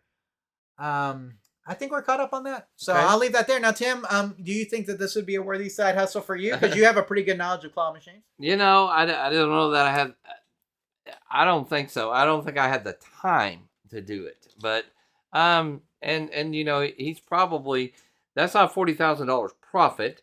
I'm sure that if you consider his time, shipping costs, things like that. But at the same time, if he enjoys it and he wants to do it, why not? Well, and I think there's a lot of that. Maybe some guys could buy some from him and save some tariff money. There you go. There's a lot of people who would like that Japanese style plush. My daughter really likes that Japanese style plush, and so we have. I mentioned in a previous episode that we have a claw machine arcade here now, Right. Kawaii Claws. And so they do have a lot of that Japanese style plush. Now, one thing about Kawaii Claws is that they say if you spend $10 and you don't win anything, let us know and we'll set up the machine basically for you to auto win. And so you're guaranteed a prize every $10 you spend. Well, if that prize is selling for more than $10 online, you could turn those into a profit pretty quick. Right. So it's something to look Pretty at. cool. Yeah. YouTube Bug says seems like a lot of work though. Magnet for the claw, but I don't see it working on the UFO ones. That's true. So it's. And YouTube Punk says, I wonder how Raw Thrills is doing with the tariffs. They seem to be doing well. I mean, the prices of their games, I think, have gone up maybe a little bit. And we've obviously seen some of their new stuff, like the new Top Gun we talked about last month, Tim. So I think that they're not hurting right now. They seem to be doing fairly well. But the family entertainment centers are going to continue to keep new games on the floor. They just want to churn those games because they know once a game gets old, it gets less play, right? And so Dave & Buster's locations churn games pretty fast, I think. So they'll probably keep the new stuff for sure. Next news story here, Tim. Programmer performs brain transplant to make one arcade game run on another. Reddit user Twisted Symphony performed a brain transplant on arcade hardware by adapting inexpensive Taito F2 boards that run more complex games, such as replacing the Japanese baseball game. Someone's gonna have to help me with my Japanese, Tim. Iku no Koshin with the vertical shooter Gun and Frontier, which is worth a lot more. Using the open source emulator MAME, they analyzed the hardware differences and implemented modifications like adding additional address lines and programmable logic array adjustments to resolve issues like graphics corruption and controller malfunction. So basically what they did was they took a cheap board, modded it to play a more expensive game. Right. Okay, which kind of like what we were talking about with the video cards, Tim. Right. If you can do this, then you can maybe have board sets for games that, would be otherwise very hard to get, right? And some hardware has pretty close similarities, and so with the close similarities, maybe a couple mods here, a couple mods there, and you can be in business running a more complex game on a lower tier board that may be cheaper, right? Looks like a pretty smart guy. Yeah, absolutely. So, and figure it's this out. actually on Reddit. He kind of details how he did all this, and you can see the whole article on Interesting Engineering linked down below in the show notes if you want to find out more about that. But Tim, this is not a new thing. Obviously, people have been doing this for a while. We've done like the multi-kit Pac-Man, kits and things like that. Kind of the same thing. Kind of reminds me of a clone board too. Yeah, in a way. It's kind of like a clone or almost a bootleg, right? Yeah, in a way. Galaxian or something. Right, for sure. So, but you see a lot of this, and like I said, it is a way to maybe recreate boards that may be hard to get. So awesome. Now, Tim, this is the big news that broke today. Now, we reported last month that Jersey Jack was going to be coming out with a Harry Potter pinball machine. Right. Today, the news actually broke of the trailer and information about the game. Okay, so so we've got Jersey Jack releases trailer and information on Harry Potter here. That's what we have up on the screen. It's developed by renowned designer Eric Meunier, I think is how you say that, featuring sound design by David Thiel and voice work by actor Mark Selk. Harry Potter pinball spans all 8 films, Tim. Okay. Okay. So not just one. It's a general. Right. Harry Not Potter like game. they did Toy Story 4, remember? Right. And that was just Toy Story 4, didn't have the others. This one is a Harry Potter game, as in it is all encompassing of all 8 films. Nice. The collector's edition is $15,000. The Wizards edition is $12,000, and the arcade edition is $10,000.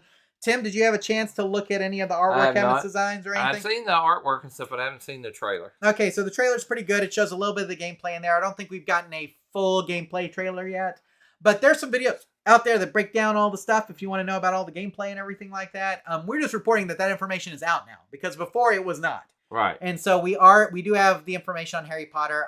Tim, still a lot of change to spend, but to be honest with you, I feel like it's pretty reasonable for a Harry Potter licensed game. Yes. Because me and Tim were kind of talking about this before we went live tonight. What does that license cost? Yeah, it's got to be not cheap. Not cheap would be my first thought. I would. I imagine J.K. Rowling bought a new car or something after this. Absolutely. So very interesting stuff. But I'm sure there's some big licensing fees going to Warner Brothers Discovery over all of this. And so, it looks amazing though. And I think that it'll be a fun one to play. Looking forward to actually playing it. So if you guys play it, let us know what you think. Shoot us an email or whatever. We'd love to hear your thoughts on the trailer. It did not say specifically a release date. Okay. So I'm assuming typically Jersey Jack does not announce it until they're ready to start shipping. Mm-hmm. And so more than likely we're going to see these in arcades and in places pretty soon. So going back for a second here, Tim, Delusionals Arcade says that's similar on the board transitioning brain transplant. That's similar to how people ported Thomas Wave games to the Dreamcast with similar yet inferior hardware. Yes, it is. The Thomas Wave and Dreamcast are very close, very similar hardware. But like you said, the Dreamcast is technically a little bit less powerful, but not enough to make much of a difference. So, but yeah, Metal Slug 6 was ported, and so is Dolphin Blue. Both those Thomas Wave games now have Dreamcast equivalents that you can play as well, Tim. Nice. Like I said, a Thomas Wave and Naomi / Dreamcast hardware, very similar as well. And then, Tim, we kind of mentioned this earlier because we talked about that one question about our 20th anniversary, but we celebrate our 17th anniversary this past month. So, which was after the live show, of course. But can you believe that Arcade Repair Tips was started 17 years ago on May 8th, 2008, Tim? Right. Which means our 20th anniversary is? 2028. You know that. So there we go. Crazy, right? Of course, you guys are the reason it's lasted so long, is in you guys, the fans, and people in the live chat. Don't forget, episode 100 live show is actually tonight. This is the post I put on Facebook. Hope to see you all there, and hopefully you guys are. So there we go. But 17 years, Tim, how's it feel? Wow, that feels like I'm getting old. I think it feels like we're both getting old, Tim. 17 years. So, Tim, how many YouTubers do you know that are still broadcasting after 17 years? On a regular basis. Yeah, that aren't making a lot of money on it. Yeah, exactly. I know we transitioned to the live show. There's people who only do it for like 2 or 3 years and they probably made way more money than we have. Right. So, but we are still going after 17 years. Hard to believe, but we are still putting. I know we transitioned to more of the live show format now, but we are still putting out videos and content 17 years later. Hard to believe. I don't know if we're gonna keep. I don't know how much longer we can keep doing this. I don't know either. For now, we're doing it into the foreseeable future, right, Tim? Yes. Yes. Okay. I didn't get an answer there for a second. I was thinking for a second. There we go. About 17 years. Wow, that's a long time. Yeah, Joe says, I can remember watching the early stuff on dial-up. Technically, yeah. I mean, not everybody had cable modem access even when we started. Wow. We got cable modem access here, I guess probably when I was going into college. We probably sold a lot more DVDs than we did people. You were still using AOL when I met you. Yeah. I know sure. that. Yeah, and we sold a lot of DVDs at the beginning. So you were still using AOL up and like for a while. So so technically the old stuff.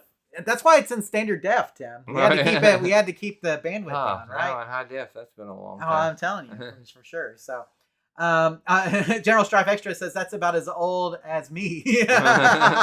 Don't tell us that, definitely. So, well, I'm older than Pac-Man, so there. There you go. So, anyway, Tim. Well, I think that does it for all the show stuff.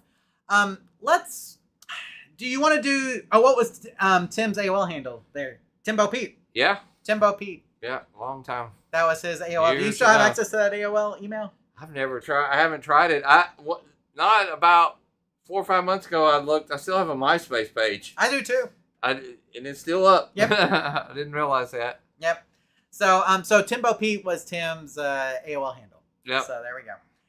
Let's see. How old are the baseball jerseys? So that's when we started. It was a couple years into doing the podcast. 15 years? Yeah. 16 years well, ago? I don't know if it was.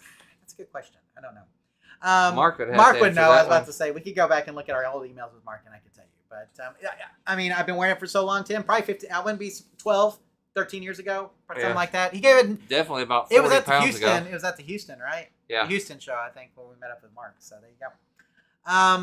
I think we're gonna move into the 100th episode festivities now. Okay, let's go. I should say that. I think I'm gonna save the updates with Stan and Michael till the end. Okay. Should I do that? Yeah. Let's we'll go move into read the messages. Yeah, let's read the messages because some of you guys sent them I in. haven't read them all. Yeah, and so some of you guys sent them in, and we'll go ahead and do those. I can't decide. We'll do some of them. I may save one message for the end, so Okay. we'll say that. Okay. Joe says I couldn't figure out how to get all my old pictures off MySpace. Yeah, I mean I think all my stuff's still there too. It is what it is. So, okay, guys. So here are some of the 100th episode congratulations messages that you guys sent in. So I'm going to go ahead and put them up on the screen. Ron said, congratulations, Tim and Jonathan, on your 100th YouTube episode. If you're ever in the Tulsa area for business, reach out. I have a home arcade and would love for you to swing by and play some classic arcade games and pinball. Ron, Tim, my daughter desperately wanted to be in the Tulsa area because they were having SmackDown there, I think, last Friday. Wow. And so, hey, if I was in the area, Ron, I would have taken you up on it. He sent some pictures of his home arcade, Tim, and it looks amazing. Yeah, let me know. We have relatives in Tulsa that we haven't seen in a while. And Tim grew up in Oklahoma. I did. So, for those of you guys who don't know. So, there you go, Tim. So, thank you, Ron, for that message. The Real Hammer Billy Lee is not here, Tim, but he did send us a congratulations message as well. He says, hey, Tim and Jonathan, the Real Hammer Billy Lee here. Just wanted to say congratulations on 100 awesome episodes of Arcade Repair Tips. Here's to another 100 more. Congratulations again, and keep the shows coming. Tim, 100 more seems like a very lofty goal. Let's see, how long did it take? Shoot for 10 more right now. We're going in groups of 10. I think it's a 1 by 1. Tim. Yeah. We're lucky if we get 101, 102. Next month, we'll see. Absolutely. Now, Tim, Russell just sent in a $50 donation. Wow, oh my thank goodness, you. Russell. Thank you so much for that. That is Thank you, amazing. He used the super chat icon there, Tim, to send that. Russell, that means so much to us. Thank you so much for that. You are amazing. Thanks for being here. And thanks for being a part of Arcade Repair Tips for 100 episodes. You've been here. We've seen you. So thank you so much, Russell. It is amazing having you here tonight. I think that's what means a lot to me is we got some new faces in the crowd tonight, but I see a lot of people over and over. And Real Hammer Billy Lee's usually here. He is. I can't imagine him missing many. No. And so, sorry you couldn't make it tonight, but thank you for sending in that. That means a lot to us. That's why we do it. Absolutely. So, Tim, let's go on with some more messages here. Let's see. Current Phonograph, Tim, which is usually here, and I haven't seen him here tonight either. He says, hi, Jonathan and Tim. I just want to congratulate you on your 100th live show episode. That is certainly something special. I bought all your Arcade Repair Tips DVDs and really enjoy watching your show live when I can.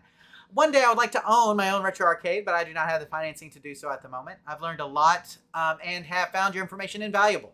I've learned a lot about electronics in general. Anyhow, I wish you a great great success in 2025 and beyond. May you produce another 100 episodes. Regards, current phonograph. His real name is Glenn. Tim, what is this with people calling for another 100 episodes? Yeah. Holly will be like 17, and you'll probably be a grandpa. I mean, I would imagine so. Right at that point, I think I will be. So we're going to, golly, that's a long time. Another 100 episodes is crazy. Now, Manny Mo's Arcade sent one in, Tim, but I want to save that for the end. Okay. Because it's kind of special. Okay. So what we're going to do is we're going to take a little break. I'm going to play Michael's update video, and then I'm going to play all 20 minutes of Stan's update video, okay? So if you need to go get a drink, or so you can do that. But I will, like Tim said, there's not a lot of fluff in there. I think you'll really enjoy it. A lot of stuff, good stuff, and some really stuff I didn't know that was even possible. So absolutely. So cool. First, though, before we get into Stan's videos, let's play this update from Michael. What's going on, everybody? Michael here. I just wanted to jump in here real quick and congratulate Tim and Jonathan for the 100th episode. That's crazy. That's a lot. It doesn't seem like it's been going on that long. I still listen to every episode. I listen to a lot of them when I'm driving out here. I just wanted to come in here and congratulate them and also give you guys an update what I've been doing. I'm in the oil field. I'm in New Mexico now. Here in a minute, we'll jump outside and I'll show you what work looks like these days. But other than that, I still fix stuff. I still fix arcades. We found an arcade Donkey Kong on Facebook Marketplace that was playing blind essentially, and then we picked it up cheap. Last time I was home, I fixed it. It had the typical Sanyo Easy monitor in it. It needed a cap kit and a regulator IC, which got the monitor working. Then I rejuvenated the tube and it made it look great. And that was really fun. It's been a minute since I've fixed an actual arcade game. I still fix a lot of boards, but not the actual game itself. It's really fun. Other than that, as always, if you guys ever need any help, I'm always willing to help you guys. Just reach out to Tim and Jonathan and they'll get a hold of me, and hopefully I'll get you an answer to whatever problems y'all have. And also, if anybody's interested in a cool game, I think it's on mobile, PlayStation 5, 4, maybe Xbox.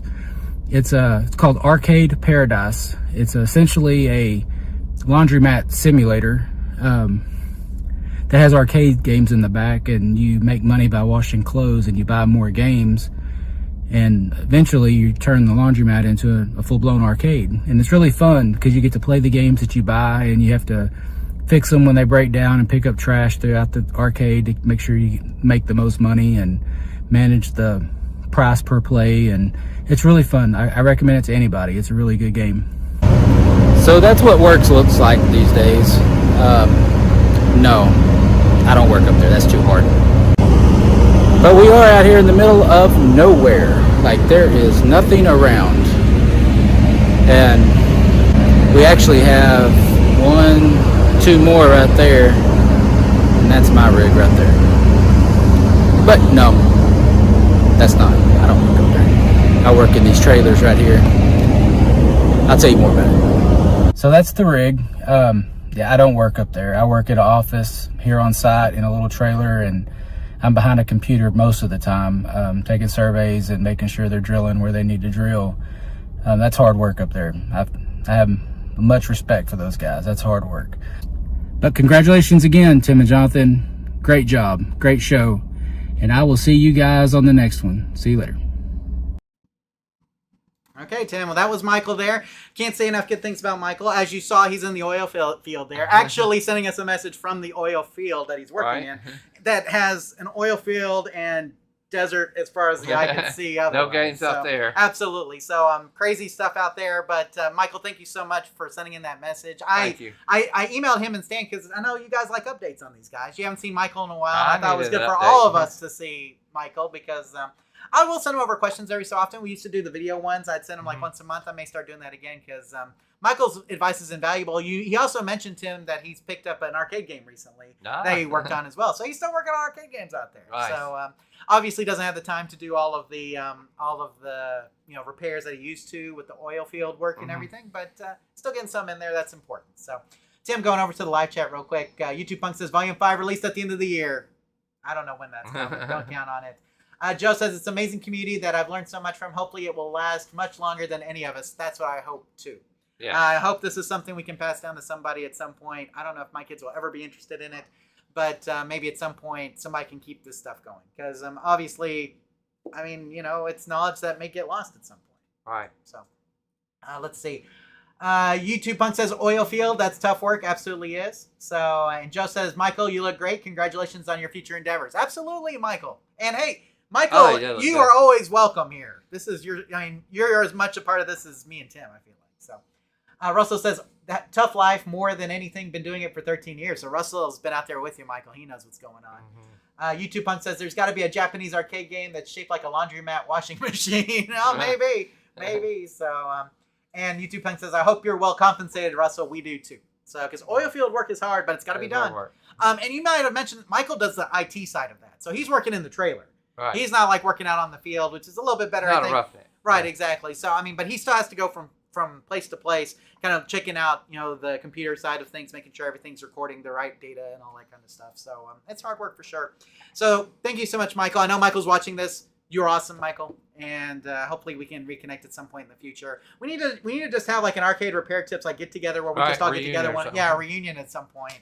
Maybe we Stan's got the arcade ready. That's true. he said he was going to have us. I'd love to have us over. So. I was thinking one time about doing a live show from there's a theater here called the Liberty that you can rent out. And I looked at the rental fee. It wasn't terrible. I was like, I'd love to do a live show from there and just say, everybody who wants to be a part of it, come and we'll do an actual live show. In front of an audience. So we may do that at some point. But, if we do, Michael, you got to be there. Mm-hmm. So just saying it right now. Big D Retro's here, late to the live stream, but congrats on 100 episodes. Thanks for making it. Oh my goodness, you snuck in under the wire there. We appreciate it. Awesome. Let's see. IT side is better of oil field. That's YouTube Punk. That's pretty desolate and lots of travel. Yeah, he's moving from place to place all the time, guys. He has the same kind of schedule though. I think it's like 2 on, 1 off, or 3 on, 1 off, something like that. He's got that kind of schedule, and so I mean, sometimes he's at home. He's at home 1 week and he has to go out for like 2 or 3 weeks, kind of thing. So a lot of travel though, for sure. Let's see. Joe says Tim should just throw a dart at a map and we'll all meet there. Okay. We need to do it in the middle. Oklahoma probably wouldn't be bad because it's kind of like central to everything, right? Yeah, we'll go to Tulsa. Absolutely. Yeah, meet at Ron's. I'm sure he would love all these people just inundating his, right? Yeah, exactly, his area. So, but no, maybe at some point. Central America, right there. Yeah, at some point, I really do hope we can have like a big get together. And I'd like to do a live show. Maybe at an expo or a festival. Maybe so. Maybe we'll go to California Extreme. Yeah, who knows? Mm-hmm. We'll see. Okay, well, I'm now going to play Stan's video about his arcade. He gives you a full tour. It's 20 minutes. And then he also has like a 30-second addendum, which I think is pretty cool after that. Don't forget the addendum. That was cool. So we're going to all watch that together, but I think me and Tim are going to start breaking into the cake. So you may see us with some cake in hand when you come back. But without any further ado, here is a tour of Stan's home arcade, along with an update about how Stan is doing. Hey arcade repair tip fans, Tim and Jonathan asked me to do a little update on what's going on my arcade over here. Remember, I'm Stanley, and Stan the arcade repairman of Palestine right now. And welcome to my arcade, but welcome to the lake at 31 Pines and where my arcade's at.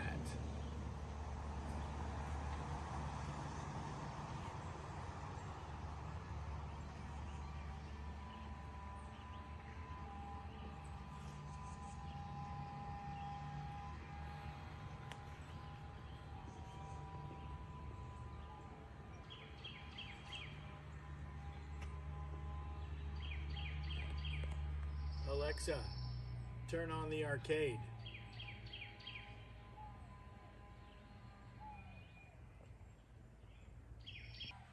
All right, well, come on into the arcade. This is my 70 game arcade out here at the lake. So I finally have an arcade where I've got all my arcade pieces together, the ones that I've collected up over the years that I've gotten from Tim or Jonathan, from friends, from arcade auctions or whatever. But I have a 1,000 square foot arcade here that is just dedicated towards to the arcade hobby and the restoration of it. So I do a lot of monitor repair here, a lot of different repair, board level repairs here, just because I got to keep them running. You know what we say is fix the game, play the game. So come on inside.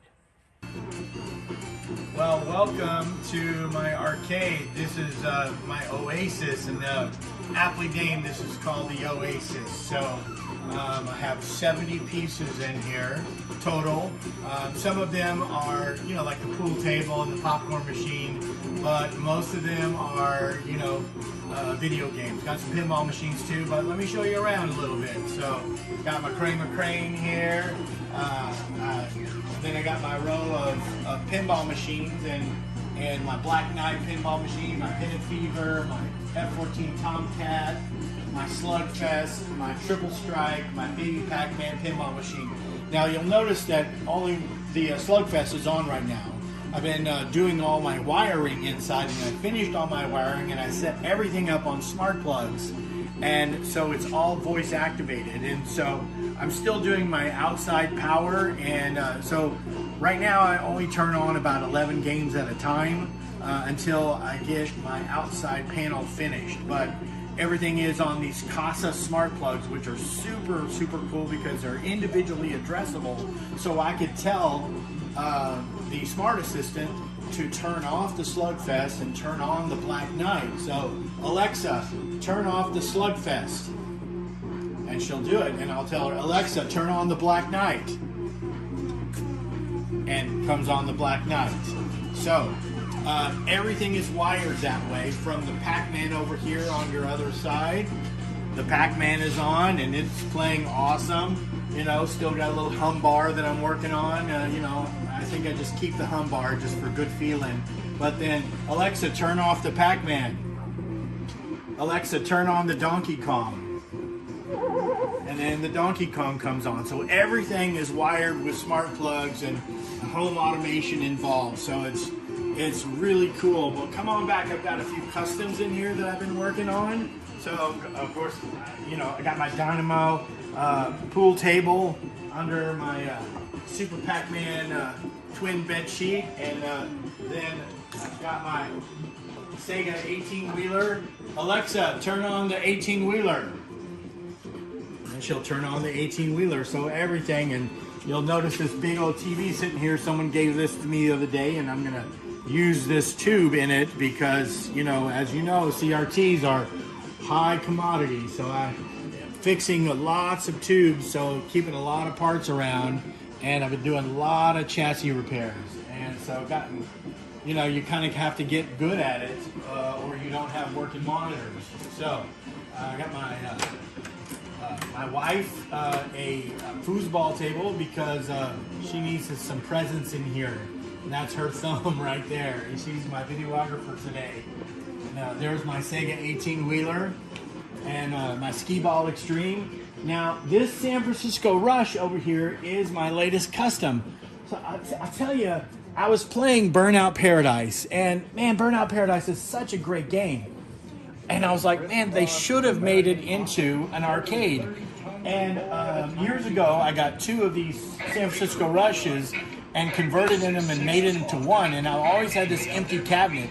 So I said, man, I'm going to make Burnout into a environmental game. And so I started and I worked the project, and I went through all the different Burnout versions, and Burnout 3 Takedown works the best in there. And I have an original Xbox in there, not an Xbox 360 or an Xbox One, but the original Xbox in there playing Burnout Takedown. And I got a steering controller and disassembled it and took the guts out of it and remapped all the controls and added them to play, and that particular one has the AccuDrive system where you can adjust the potentiometers to the individual game itself, and so it emulates beautifully and plays, and it's so much fun playing Burnout. I'm going to redo the artwork on this one for the San Francisco Rush to the Burnout artwork, because if you can zoom in here and you can see the screen, it's Burnout Takedown.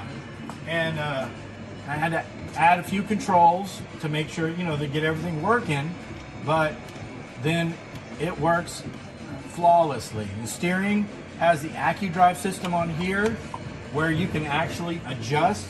You'll notice those green bars and the red bars. adjust the dead zones so that it responds when playing per that game. So you're not having sloppy driving, and I've added some springs to tension into the actual steering mechanism to actually make it feel right. And man, it plays like dynamite. So here we'll load up the race. You know, and it's like playing Burnout Paradise on your couch, but in an environmental, and it repurposes to this old San Francisco Rush and makes it awesome, because it should have been an arcade game and it never was. And I remapped the clutch pedal for the boost.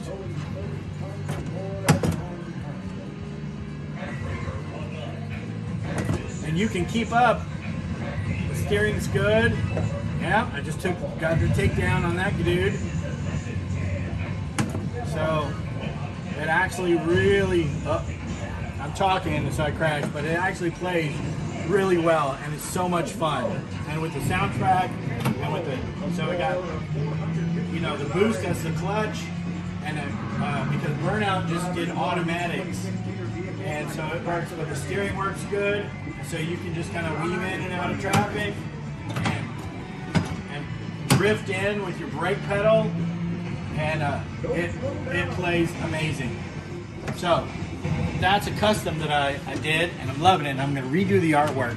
So we have some other games here, just, you know, like everything's in some state of working for me fixing it. Like my afterburner here works. I need to get some wheels on it. Right now I have a dolly on it, and it's got a squeaky fan. This Street Fighter II Championship, I need a new control panel, but I just fixed that one up. Alexa, turn off the San Francisco Rush. Alexa, turn on the Street Fighter II. And she'll turn the Street Fighter II on. So the automation is just great because you don't have to mess with it. It did take a little bit of work to map out, but those Casa Smart plugs do another really cool feature, is they do power management on there. So you know how much wattage, how much amps, how much volts each plug or each game is pulling, and so you know how to distribute your power throughout your arcade, so you're not popping breakers all the time. So it works really well. So my Street Fighter 2 is up and working. You know, I had some suicide boards that I worked on and got them functioning, and so that's great. Alexa, turn off the Street Fighter. She may not be able to hear me, but if you look down this way, we got Seawolf that used to belong to my buddy Tim, and I got it working and playing. Alexa, turn on the Seawolf. And then the Seawolf comes on. This is the oldest game in the arcade here. This one, you know, from 76, 77 era, and my Space Invaders around the corner from 78. But the Seawolf, you know, I just got done oiling the top periscope so it wouldn't be so squeaky. But you can see the screens coming on, and it's got all the lights working on inside here, the coin, and the sounds, the explosions, the ships. This one took a while to get working, but piece of arcade history right there. So I even put a new button on it to reset the high score. So my buddies come over. So down here, we've got Berserk, Gyrus, Missile Command, Vanguard, Joust, Multi-Williams, an Arkanoid, a Centipede, my Asteroids. If you'll notice, this Asteroids is a little short. It has gone through some damage at the bottom, and so I'm building a new bottom for it. And right now it's short. So come around the corner here. I'll show you some more. So down this row here, I got my Spy Hunter, my Millipede, my Miss Pac-Man, my Burger Time. Here is a Snack Attack game that I got from Tim's father-in-law years ago, and and then my Moon Patrol and Sinistar. Thank you, Tim, that I got from Tim, and the Defender. And here, this is a Galaga that I recently put together for the Texas Pinball Festival to sell to buy my arcade carpet. But I didn't get on the main floor, and so it didn't sell because it was in the back hallway. And so I've got this game for sale, and it's a beautiful Galaga. But I'll be putting it up for sale pretty soon. Then I got my Mortal Kombat 2 here, and then my Zybots, and my Track and Field, my Qbert. And then the latest acquisitions, but this has been a few years, Zaxxon. And then I got this, my Gorf, I got this one from Pat Danis. Thank you, Pat Danis. Xevious. I think, did I get this Xevious from you, Jonathan, maybe? But it used to have a Arch Rivals in it, possibly.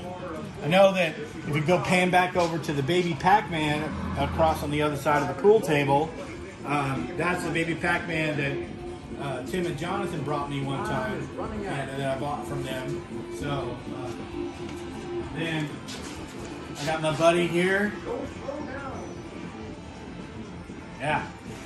And then I got this multi-pack that I built for my nephew with my neighbor John Bassender. John, if you're watching, here it is, still alive and kicking. And down here I got my Tempest, my Stargate, and my Dig Dug. So, yeah, back here I just have all my parts and stuff like that. This is kind of my work area where I keep all my capacitors, my monitor chassis, my rebuild chassis, my IC chips, all that stuff there in here. That's kind of where I keep that for right now. Then here's the Wizard of War that we took years ago, that Tim, Jonathan, and I took to the Texas Pinball Festival, where Doug came down, Doug Lowry, and played this game for a world record attempt. And so here's the Wizard of War from there, and then I have my Galaga here, and then I got my Dragon's Lair, my Asteroids Deluxe, my Space Invaders. So right behind you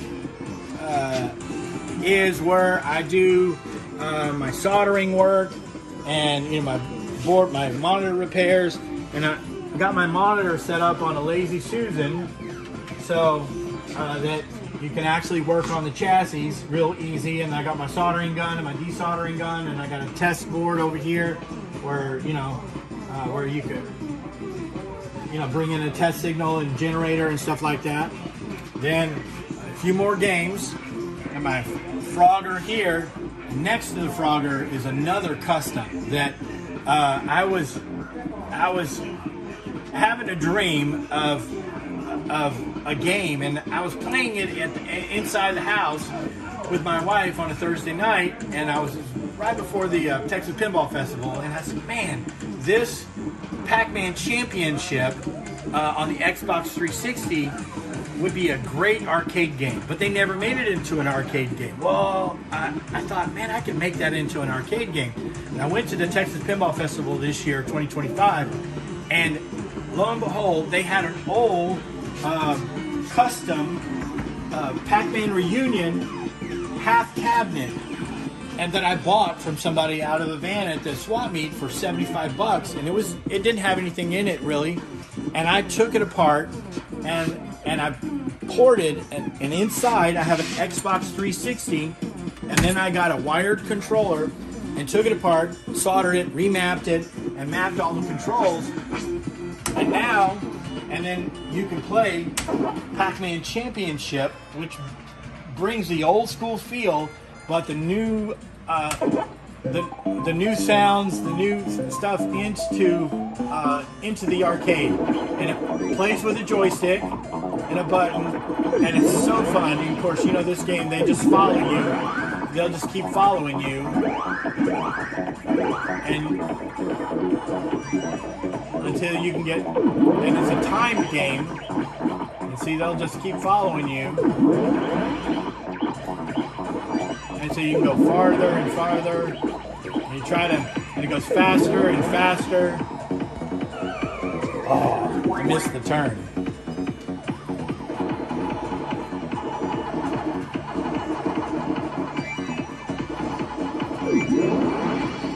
They'll just keep following you until you find a power pellet. Look, there's one. And then you can just tear them up. And it just is an incredibly fun game as an arcade game. It's kind of like, you know, having a little tiny Pac-Man Royale here. You know, I know the gameplay's a little different, but it kind of feels in that same era. But just took some old tech and found this TV and fixed the TV and slapped it up here with a Xbox 360 that I found at Retro Palooza for like $50 and made it into a custom. And so it's a really fun custom. So, and it's just an Xbox game, but it plays great. And I got my, took this old toy pusher and made it into a Pac-Man game pusher. So, put a bunch of tokens. You know, there's all kinds of tokens in there. There's some Chuck E. Cheese tokens. There are tokens from every place. Border Town, you know, all over. And even Varcade Entertainment. There are some Varcade Entertainment tokens there, guys. And then my Tron here, and then my jukebox here, and then my pole position here,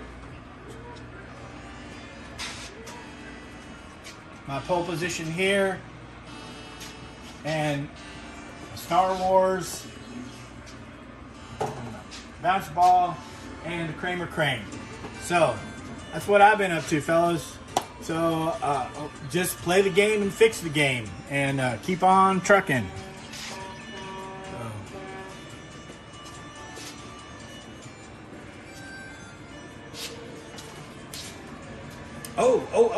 Oh, my flaming finger, man. My flaming finger is so fun. I thought I was about out of time, but you know, flaming finger is a great game. As you guys probably know, this game is, if you don't have it for your arcade, this is a must. Everybody that comes over loves Flaming Finger. So, you guys have a great time and enjoy the show. Bye. Well, there you go, guys. Hopefully you enjoyed Stan's tour of his game room. I tell you what, Tim, your name was mentioned a lot in that video. Walk down memory lane. I don't know where he got all that Chuck E. Cheese stuff from. Yeah. Must have stole it. Yeah, so it's great to see that. Now, we have a little addendum that he sent me later, Tim, that he wanted to show off. So I'm going to play the little addendum, and then we'll get on with the show. So here's the little addendum that Stan sent in with his initial video.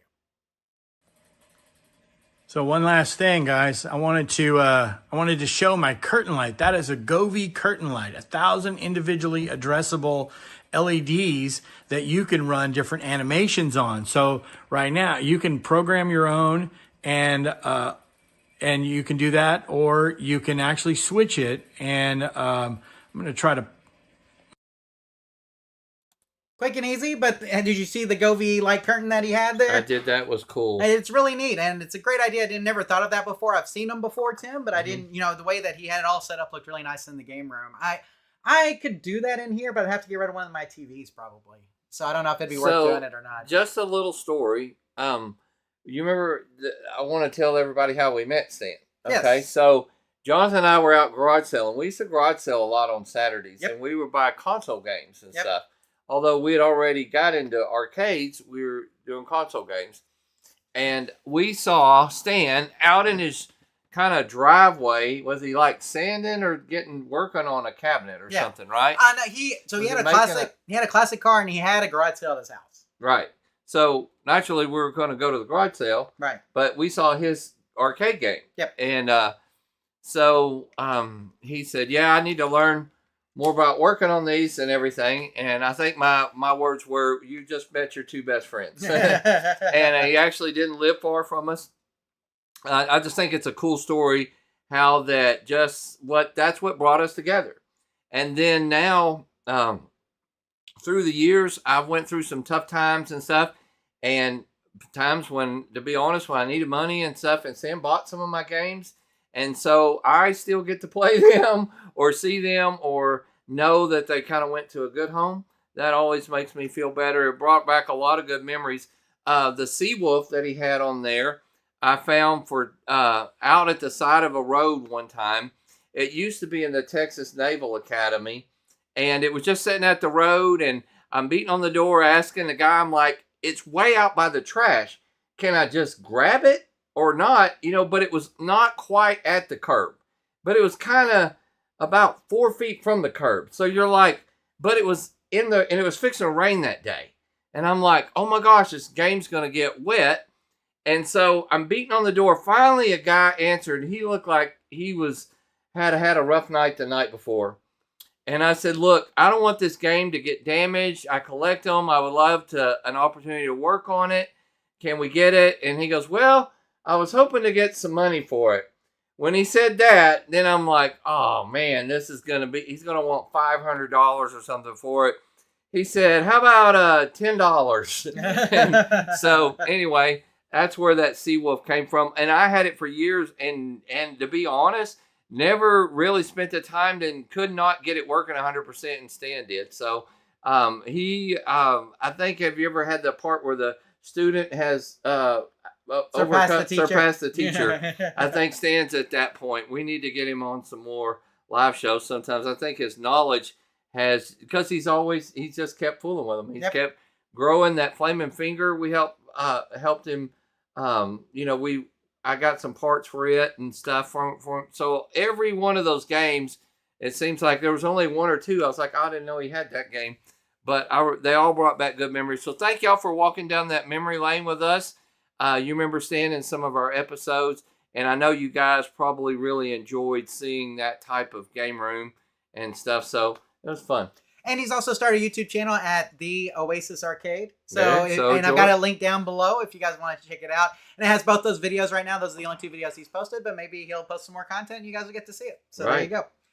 So thank you, Stan, for sending that in and being a part of the 100th episode. We are glad we got an awesome update from you on that. Thank you so much for doing that. And thank you to Melissa, his wife, too, for doing all the filming. I know you're holding that camera, Melissa, so thank you as well. So there we go. Tim, I want to catch up on the live chat real quick. And people were just commenting on some of the stuff that he had. People noticed they had a lot of Chuck E. Cheese stuff there, Tim, like you said. So I don't know where he got all that stuff. Don't know where he got eBay, it. Okay. I guess. There you go. Also knew somebody who worked with Chuck E. Cheese for a long time. Absolutely. Nate says, next question: What should we do if the game doesn't turn on started power? And he says, I don't. Let's see. I don't know. Some of them questions were hard. He said, or at the end of the model of every video, guess that one's too easy. So, I mean, obviously we always start at power, right, Tim? Right, always. Yeah. So, I mean, ASAP. And that, we talk about that a lot, but that we took that from Ken Graham. He was the one that was the first one to use that. Mm-hmm. He said, use the ASAP approach, always start at power. And, we learned a lot from Ken about Williams games because he worked at Williams for a long time. And I miss Ken a lot because he was a big source of knowledge about arcade games and everything. And we tried to compile as much of that knowledge as we could, Tim. And so you'll find a lot of that from his seminars from like the Hag Expo over the years. And so I hope that you guys have taken that in. But we did always start at power, but until he said it like that, I never thought of the ASAP approach. And so it was really Ken that kind of gave that moniker to it. But always start at power. It's a good place to start. So let's see. Okay, I think we're caught up with the live chat. Okay, so this is the last congratulations message for episode 100, Tim. Okay. And this one, it got me a little emotional. And I probably will again, reading it today. This is from Matt. from Matty Mo's Arcade. Yeah. For the guys who may know him. I'm sure a lot of our people know. Yeah, who you've he probably is. seen his videos too. And he's been here in the live chat before with us and things. And he's a longtime friend now through Arcade Repair Tips. And so I did want to read this because Tim, I felt like it's a special message. It's more than just a 100th episode congratulations message to me. So let's read it, Tim. To Tim and Jonathan on 100 live shows of More Than Just Repair. When I first stumbled across your videos and podcast, I was in a place I don't talk about often. Let's just say it wasn't pretty. I was drinking myself into the ground, slowly disappearing. Then came a Space Invaders machine with a coin mech issue and a video with from Tim explaining the fix like I was already a part of the club. That one video didn't just help me fix the game, it made me believe I could learn this. I binged everything you made. I even fell asleep to your question and answer shows just hoping something would sink in while I slept, and it did. Without knowing it, you gave me a reason to trade the bottle for a multimeter. You made me feel included, like there was a place I belonged.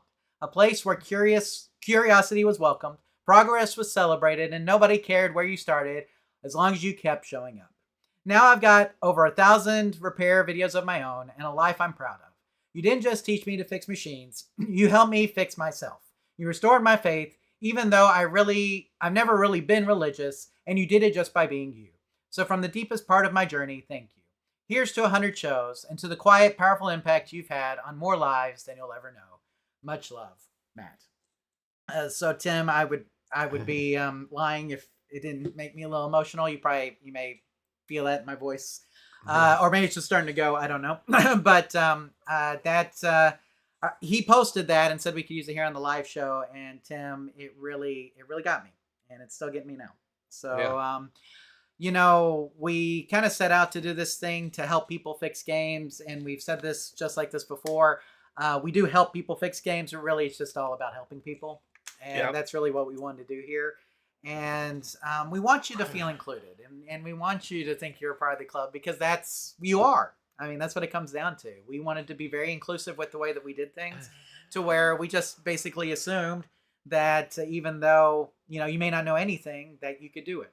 And so that's always been a big message from us. And Matt took that message to heart and was able to turn around his life. And Tim, just to be a small part of that, I don't want to take a lot of credit. Matt was the one who did what he did. You did the work. Exactly. You did the work, but just to be a small part of that is really just a special thing for us. Tim, anything you want to say? Well, growing up, I don't think the most popular kids in the school were hanging out at the arcade with me. A few, I will say that. There were some cool kids. Yeah. But most of us were just people that liked games, and we kind of had, we found a brotherhood or a sisterhood, if you would, a community of friends. And then that was lost when the arcades began to close. And then this came back around, and that's what Jonathan and I started a long time ago. It wasn't just about, we say fix the game, play the game, but we really wanted to create a community. Some of you guys in the chat room probably know more than I do now, and that was never, I didn't want to be the guru know-it-all. I just wanted to share what I did know. Kind of that thing, it's like you can't be the best in the world, but you can be the best of someone. And so thank you, Matt, for writing that in. That makes us feel good, makes us feel successful. Yeah. If you will. If we can hang our hat on just that one thing, I think it makes, 17 years worth of, there's times, I'll be honest, that, we're tired. We have full-time jobs. We have families. We have things. But, and there's definitely one reason why I don't repair arcade games for a living, because I prefer to make a living. It was a hard, but it was a learning stage for me. It was a time, and I met some of the best friends and a lot of people like you. We just met people like you. And so some of you are here, you're kind of new. We want you to know that you belong. You have a place. We try our best not to talk about politics and things, although sometimes we get into a little bit of that. But at the same time, we don't care, when we drop quarters together, it is kind of like church. It's like a religious experience. It's like we have something in common that, you know, I always say on my worst day, I can still go home and play a video game Mm-hmm. in my own house. Mhm. How cool is that? I think it's one of the best things that you can do. And also, you get to share that knowledge. You make friends, sometimes lifelong friends. And so, thank you guys for being a part of it. I hope that you have found that same passion, not just about fixing games. It's about creating friendships and overcoming. Like he said, he gave up the bottle for a multimeter. It helped him with something that was tearing down his life and gave him a career. And he's very good at it, by the way. Mm-hmm. And if you have redemption pieces, you need to subscribe to his channel and watch him. He does a lot of redemption stuff and everything. So good. But just the fact that now he does this for a living, I don't know. I'll quit rambling. Just say I don't want anybody to feel left out. You know, I felt left out most of my life until I found the arcade and I found my friends. And even as an adult, I just was going to work and kind of doing the grind and not really enjoying life as much until we got together and we started fixing games and having a good time. And that's really our only goal, was just to share what we could do, what we knew, and hopefully that would help somebody out there, and obviously it's at least help one. Yeah. And to read that, after the kind of month that I've had, Tim, it was Yeah. really special. Like I said, it's been kind of a rough month. I'll get into that in the after show. But yeah, it was very touching, Matt. And like I said, even just to be a small part of that, I think is incredible. So, you know, just so grateful for you to write that in, and so glad that you're in a better place now is really what it comes down to. I mean, because Tim, I don't know about you. I don't know about you or anybody else that's in the live chat. I've been in some of those dark places. Yeah. And it sucks. So I don't, and like Tim said, we don't want anybody to feel that way. You belong here, you know, and like Tim mentioned, it's all about the love of arcade games and just feeling the community that surrounds that. And, you know, just those dark places suck. And if you're there, you know, we want you to know that it's okay and you're not alone, and that you can find community in things out. You can find community anywhere. Right. You really can. And You you can can. find it here. And so, you know, or like I said, even if it's not necessarily religion, you can find your faith, like Matt said, you can find your faith restored Yeah. in whatever that is. So, yeah, so just thank you, Matt, for that. And that will never stop being special to me every time I read it. So it was amazing. But I think that's a fitting way to end episode 100. You know, it's been quite a journey, and we've had a lot. I am also going to mention, even though this makes me a little emotional too, that a lot of this wouldn't have happened without Louis. Yes. And I miss Louis all the time. Louis was a big part of the reason why we even started the live show. He was the one that told me, you know, we had that break kind of between when we were doing the question answer podcast and the live show. It took me a while to get the live show going. And he's the one that spurred us on to do it. He was like, you guys need to do it. You just need to push forward with it. And I can honestly say I don't think the live show would have even happened without Louis. And then to lose him so tragically like we did, if you guys don't know, Louis was another one of our community managers like Mark. And then he died of a heart attack around Christmas. What was that, 2 or 3 years ago? Yeah. And we didn't even find out until later because, you know, we contacted Louis very sporadically, maybe once or twice a month we talk with him. And so it wasn't until later that we actually found out. And so miss you, buddy, a lot. And we wouldn't be here without the contributions you made running up. And he would also moderate the live chat. Those of you guys who are in the live chat, Louis would be in there with y'all a lot of times. Yeah. And so miss him all the time. For sure. And, You always posting links Yep. and where to get deals and absolutely. stuff. So And yeah, but Louis was a big part of this, and without him, we wouldn't be at 100. So miss you, buddy. Hope his family's doing well, and you know, all that good stuff. Yeah. So, but, we'll play games again one day. yeah. Todd says, I think you guys are the only ones doing what you do, and we all appreciate it. General Strife says, this channel has currently helped me with my current work in progress. Let's see. Todd says, if you feel down, reach out to someone. You're never alone. And that's so true. That's so true. Oh. Alan says, I've learned a lot from watching these shows. Thanks. And YouTube Punk says, I remember Louis, and he's got a candle there for him, Tim. Yeah. For sure. Phaser, thank you guys, not only for what you do, but for who you are. Guys, I mean, I'm going to tell you right now, there's not a lot of fake. we don't try to put up any kind of what would you say, like Well, look or anything. I mean, it's just you're kind of just getting us raw and uncut a lot of times, and so I know sometimes we may say things that are a little controversial. I'm sorry about that, but you know, we are real people just like you guys, and you know, it's like we react the way we react, and but I hope that the authenticity comes through when you watch. That me and Tim are friends. Yes. We've been friends a long time now. That we've done a lot of videos and question and answer podcast and been through a lot of stuff together. And you know, the fact that I get to do this with my best friend is still a joy to me every month when we get to do it. So thank you, Feel Tim. the same. Thank you. So okay, well let's wrap it up now that I'm totally a mess and.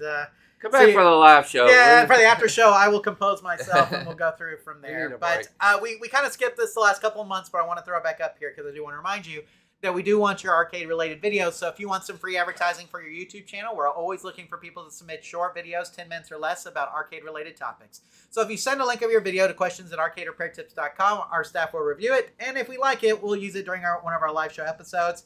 And make sure to put a plug in for your channel so people know where to find you. We look forward to seeing your submissions. And Tim, this is always for people who have arcade-related channels who need a little bit more of a boost to get that monetization. Okay, because you have to have so many views, so many subscribers. And so hopefully we can send some people your way, some of our subscribers and viewers your way that can help you out and hopefully get you to monetization if that is your goal. So again, questions@arcaderepairtips.com if you guys want to send in those arcade-related videos. And we'll review them, and if we like them, we'll do a little preview here on the live show for our audience. And then we have our contact information, Tim. We have our email at questions@arcaderepairtips.com, questions@arcaderepairtips.com. Put live show in the subject line if you want to save it for the show. Otherwise, we will answer it just when we get around to it. So again, questions@arcaderepairtips.com is pretty much the best way to get a hold of us. We have our YouTube page at youtube.arcaderepairtips.com. Of course, those of you guys who are watching this live or are watching this at all will know that. But if you're listening to this on the Question and Answer podcast feed, then you may want to check out the YouTube video for this so you can hear the after show, which we do not put on the audio podcast feed. And we do cover questions from the last live show. Any comments that are on the last live show, we do cover on the next episode. So any comments that are left here, we will certainly cover on episode 101, Tim, of the live show. And then we have our podcast feed. We have which has our live shows, our interviews, question and answer podcasts, other content that we put out there. And you can find that wherever fine podcasts are aggregated, or you can find it on iTunes at itunes.arcaderepairtips.com. You can find it on Spotify at spotify.arcaderepairtips.com, or you can find it on Audible at audible.arcaderepairtips.com. And if you would be so inclined, if you have not already, please leave us a 5-star review on any one of those platforms. It does help us improve our reach with the audiences and things. So it's a great way to help us out, and it doesn't cost you anything, just a little bit of time. So again, itunes.arcaderepairtips.com, spotify.arcaderepairtips.com, or audible.arcaderepairtips.com, and leave us a review if you are so inclined. And then we have our social media feeds. We have our Facebook page that Mark also contributes to, and we do try to post something every single day now. So hopefully you guys are keeping up. If you want to keep up with arcade-related news and announcements, it's a great place to go. So we have our Facebook page at facebook.arcaderepairtips.com, facebook.arcaderepairtips.com, and we have our Twitter/X feed at twitter.arcaderepairtips.com.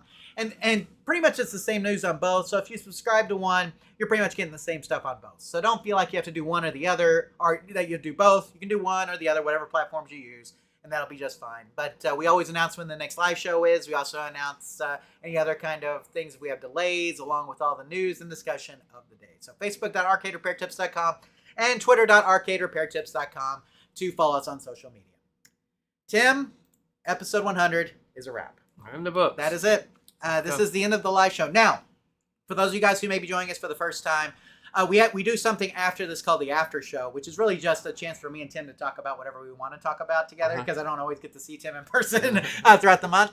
And so basically that happens 5 to 10 minutes after the live show. So if you're watching the live show now and you want to see the after show, just stay right here, wait about 5 minutes, and we'll come back and we'll do the after show. The only difference between the after show and the live show is that the after show has no real outline. We just kind of talk about the things we want to talk about. Arcade questions and topics are welcome, so you can always bring those to us.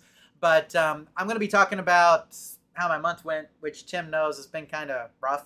And we'll be also talking about sports, investments, Movies. I went to the movies twice. Okay. I'll talk about some of those too. I saw the new Karate Kid. I'm going to see And that. I saw Lilo and Stitch, so I can tell you what I thought about those. Okay. If you guys are TV shows, and you guys can throw some TV shows and movies out there that you've watched too. We'd love to hear what you guys are watching as well. And then Tim, do you have anything you want to talk about in the after show? Talk about a couple documentaries I watched, and I really want to hear about your movies. And who knows what might roll off in the after show. Absolutely. So stay tuned Stay tuned right here. Don't touch that dial or move to a different link or anything like that. Wait about 5 or 10 minutes here after the live show, and you'll automatically be put into the after show to watch. So Tim, with that said, let's wrap this up. Let's see. General Strife Extra says, great episode, guys. I really enjoyed it. So, and YouTube Punk says we have about 5 minutes to dry our eyes. That's right. I've got about 5 minutes to compose myself, whatever that means. But I'm going to compose myself between those 5 minutes. We already had cookie cake. I don't know if my tongue's still blue. So we already had the cookie cake. It was excellent. We'd send you all a piece if we could. But it was really good. May have another piece here during the little break. But anyway, we're going to wrap up episode 100 right now just by saying thank you to all of the live chat. Thank you especially to Russell for the donation. That was totally unexpected. Thank you so much for that. Thank you to anybody who's watching this video. Whoever you are. If you've ever watched an Arcade Repair Tips video, or if you've ever read a blog post, or if you've ever listened to a question and answer podcast, or if you've ever read a tweet or a post from our Facebook page, if you have in any way enjoyed our content at some point, thank you. Because, I mean, without you, there would be no Arcade Repair Tips. Without an audience, it's kind of like the tree falls in the forest thing. Right. Without an audience, is there even a show? You know, Right. I would say no. So you guys are what make it special. We're just two guys here just trying to share what we know, but it's you guys that really make the show go. So thank you guys so much for being here and for celebrating with us tonight. 100 episodes. It's really great. Tim, anything you want to say here before we wrap it up?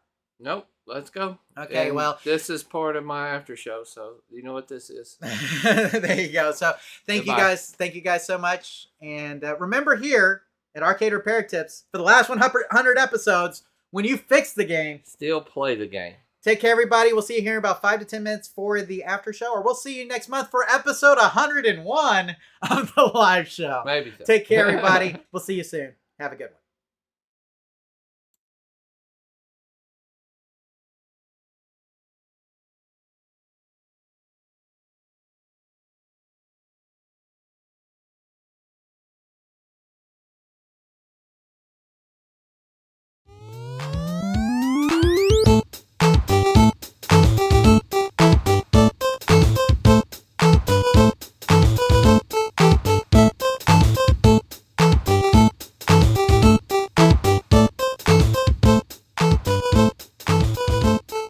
Thank you for watching this episode of the Arcade Repair Tips live show. All of our past episodes are available on our website at arcaderepairtips.com or on our YouTube page. This show is intended for entertainment and educational purposes only. Please consult a professional before attempting to repair any coin-operated machines yourself. The preceding program is a Varcade Entertainment production.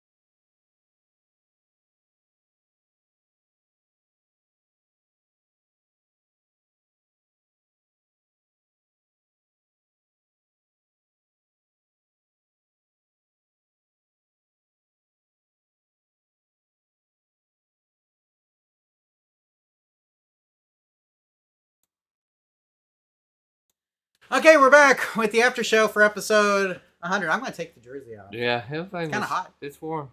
Yeah, the game room has vaulted ceilings, which means it's hot in the summer and cold in the winter. Yeah. And so, and it's actually not been like sweltering here, thankfully. But you know, Today was so humid. I'm telling you. Oh man, well, it's because we got all that rain. We've had a lot of rain, so I got my Jurassic Park shirt on. We'll just do that. So Tim, I think I'm just gonna get into this because I haven't fully composed myself anyway, and so that's okay. So there's somebody at our church over the last month. He'd been coming to the church for about 6 months. Committed suicide. Yeah. And you know, I talked to this person a handful of times, and it, you know, it just really got me. You know, and the way it happened, it was kind of tragic. He did it in like a parking lot, real close to a school. And man, I just, you know, Tim, I mean, I don't know if you guys have had somebody close to this, but I'm really been second guessing. Could I have done something else? Yeah, I think we all do that. The shoulda, coulda, woulda. No matter how that somebody dies. Right. And so, like, to hear Matt's, like, I heard Matt wrote that after it happened.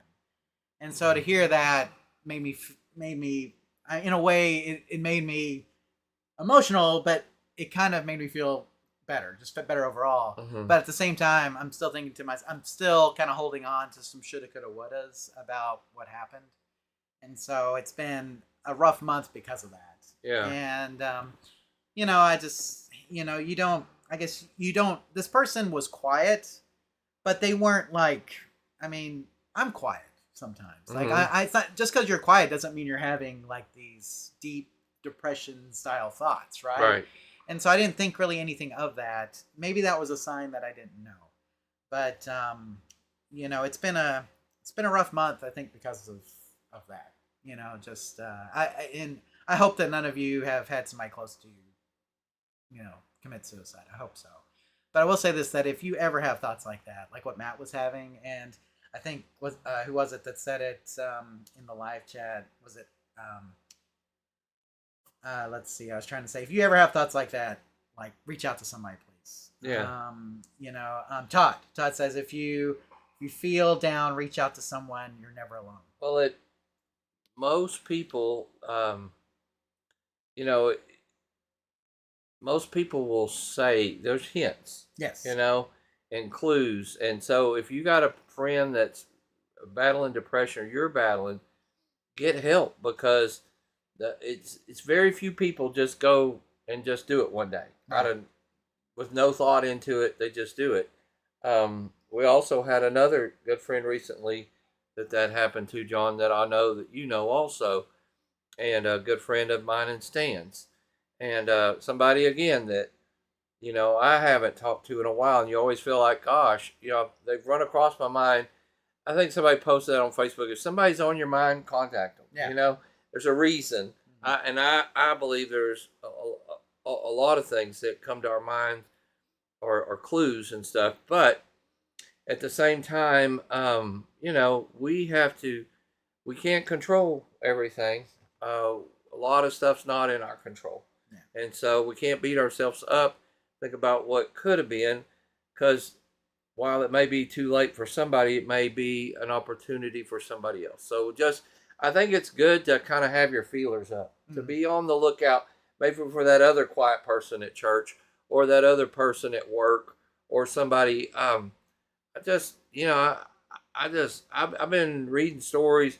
I read a story about a teenager here in town that they fell and fell down some stairs and broke their arm in 2 places.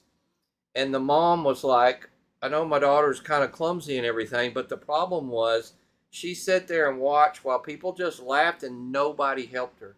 And she ran to help her daughter, but it was what a crying shame that nobody cared. They were just like, whatever, you know. And I don't know. We live in a society where it's just everybody's out for themselves. Everybody's looking out for their own self, and it's okay to be concerned about yourself and your family and what goes on in your bubble or your immediate circle. But man, you just don't know. Somebody sometimes just saying hi to somebody, maybe even somebody at the grocery store or whatever, just being friendly, being a good person, doing a good thing. I saw another lady said she posted that she was stuck on the side of a major street here in Tyler for 20 minutes with a flat tire. And I can't imagine living in an East Texas town where 30 minutes, nobody helped her. It doesn't sound like my town. It doesn't sound like the place I grew up in, but it is our reality today. So for what it's worth, we can start looking. I encourage everybody to look for opportunities. You can't change what happened, but maybe we can make a difference somewhere else. And, I think this is true. We've talked about this before, that we're more connected than ever, but yet so disconnected. Yeah. It's like, I don't know, it's weird to where we will sit in a room full of people and we'll all be buried in our phones. Right. And we won't talk to each other in that room. And so I purposefully pull myself away from the phone to try to interact with people as best I can. But the thing about it is that I saw this person every week. You know what I'm saying? Right. And I talked to him a handful of times. Right. And like Tim said, he had it planned out. He left letters for his kids, for his wife, and he called 911 before he did it. And it wasn't so they could talk him out of it. It was so he could tell them what he was about to do, who he was, and where the letters were for his wife and kids. Wow. He had it that planned out. And I guess that another thing is, I would say that this is such a permanent solution to a temporary problem. I don't know what he was going through, but I guarantee you, we're talking about, there's just stuff that, I shared some personal things that, John, like I said, the reason why some games aren't in my collection, because, it was games or survival, Right. And at some point I had to sell games and had to do stuff. So I had friends that helped in. Lucky it went to a friend. But I've got your Mortal Kombat too. Yeah. So, a lot of people, they see where I am today. They don't realize where I've come from. From a person that lived in their car for 3 months when they were 19 because they didn't have anywhere else to go. To having a what I think is a successful life, but not because of money or status, but because of the friends and the family that I have. So I was listening to somebody talk about what they want to be known for. It was a guy who does funerals, and so like whenever he does the funeral, he'll be like, "Well, what was your loved one known for?" And he says some people will tell me they were known for their hat collection, they were known for their car collection or whatever. And he's like, and I don't know about you, but that seems like a depressing thing to be known for. Yeah. And when I go, I don't really want to be known for my arcade collection, Right. even though I've got one. Right. I want to be known for helping people. I mean, that's what I want to be known for. So we help people fix their games. That's what we do, right? Right. And so, if the arcade games are gone, that's okay. That's what I tell Deirdre all the time, my wife. I'm like, if the arcade games were gone tomorrow, that's fine, because that's not what I want to be known for. I want to be known for helping people. So that's what I try to do every day, is try to help people. And I feel sometimes like I failed because I couldn't help this individual, and I guess I didn't see it. I'm trying hard to let go of all the shoulda, coulda, woulda stuff, and it's hard. But here's the thing too. I talked about it, dude. I've been down that road, not that far, Right. but I've been down the road of depression and feeling like you can't do anything right. And I've never been to the point of doing what he did. But just to even go a little bit down that way, it's dark and lonely, and it takes a lot to pull yourself out. And so I understand why people get stuck in it, because the depression, the fear, the anxiety will eat away at you till there's nothing. And once there's nothing and you've lost everything, I feel like that's the point at which you're probably more apt to go take drastic measures, like what this individual did. And if you're going down that road now, okay, turn back while you can, please. Reach out to somebody and get help, because the further you go down that road, the closer you get to the edge. And there's people here who will help you. There are people who will talk to you. You're not alone. Okay, and so don't ever feel that way. Back off that edge. Back off that. Do everything in your power to fight, because if you go too far down, I do feel like you'll end up at the end. So if that's you, if I just described you and you're the one that's going down a dark path right now, please know that we're here for you. There are people in your lives that are there for you, and reach out to them and let them know what's going on, because that's the only way. It takes more than just yourself to overcome it sometimes. Sometimes it takes mental health. Like, you need to get a professional involved.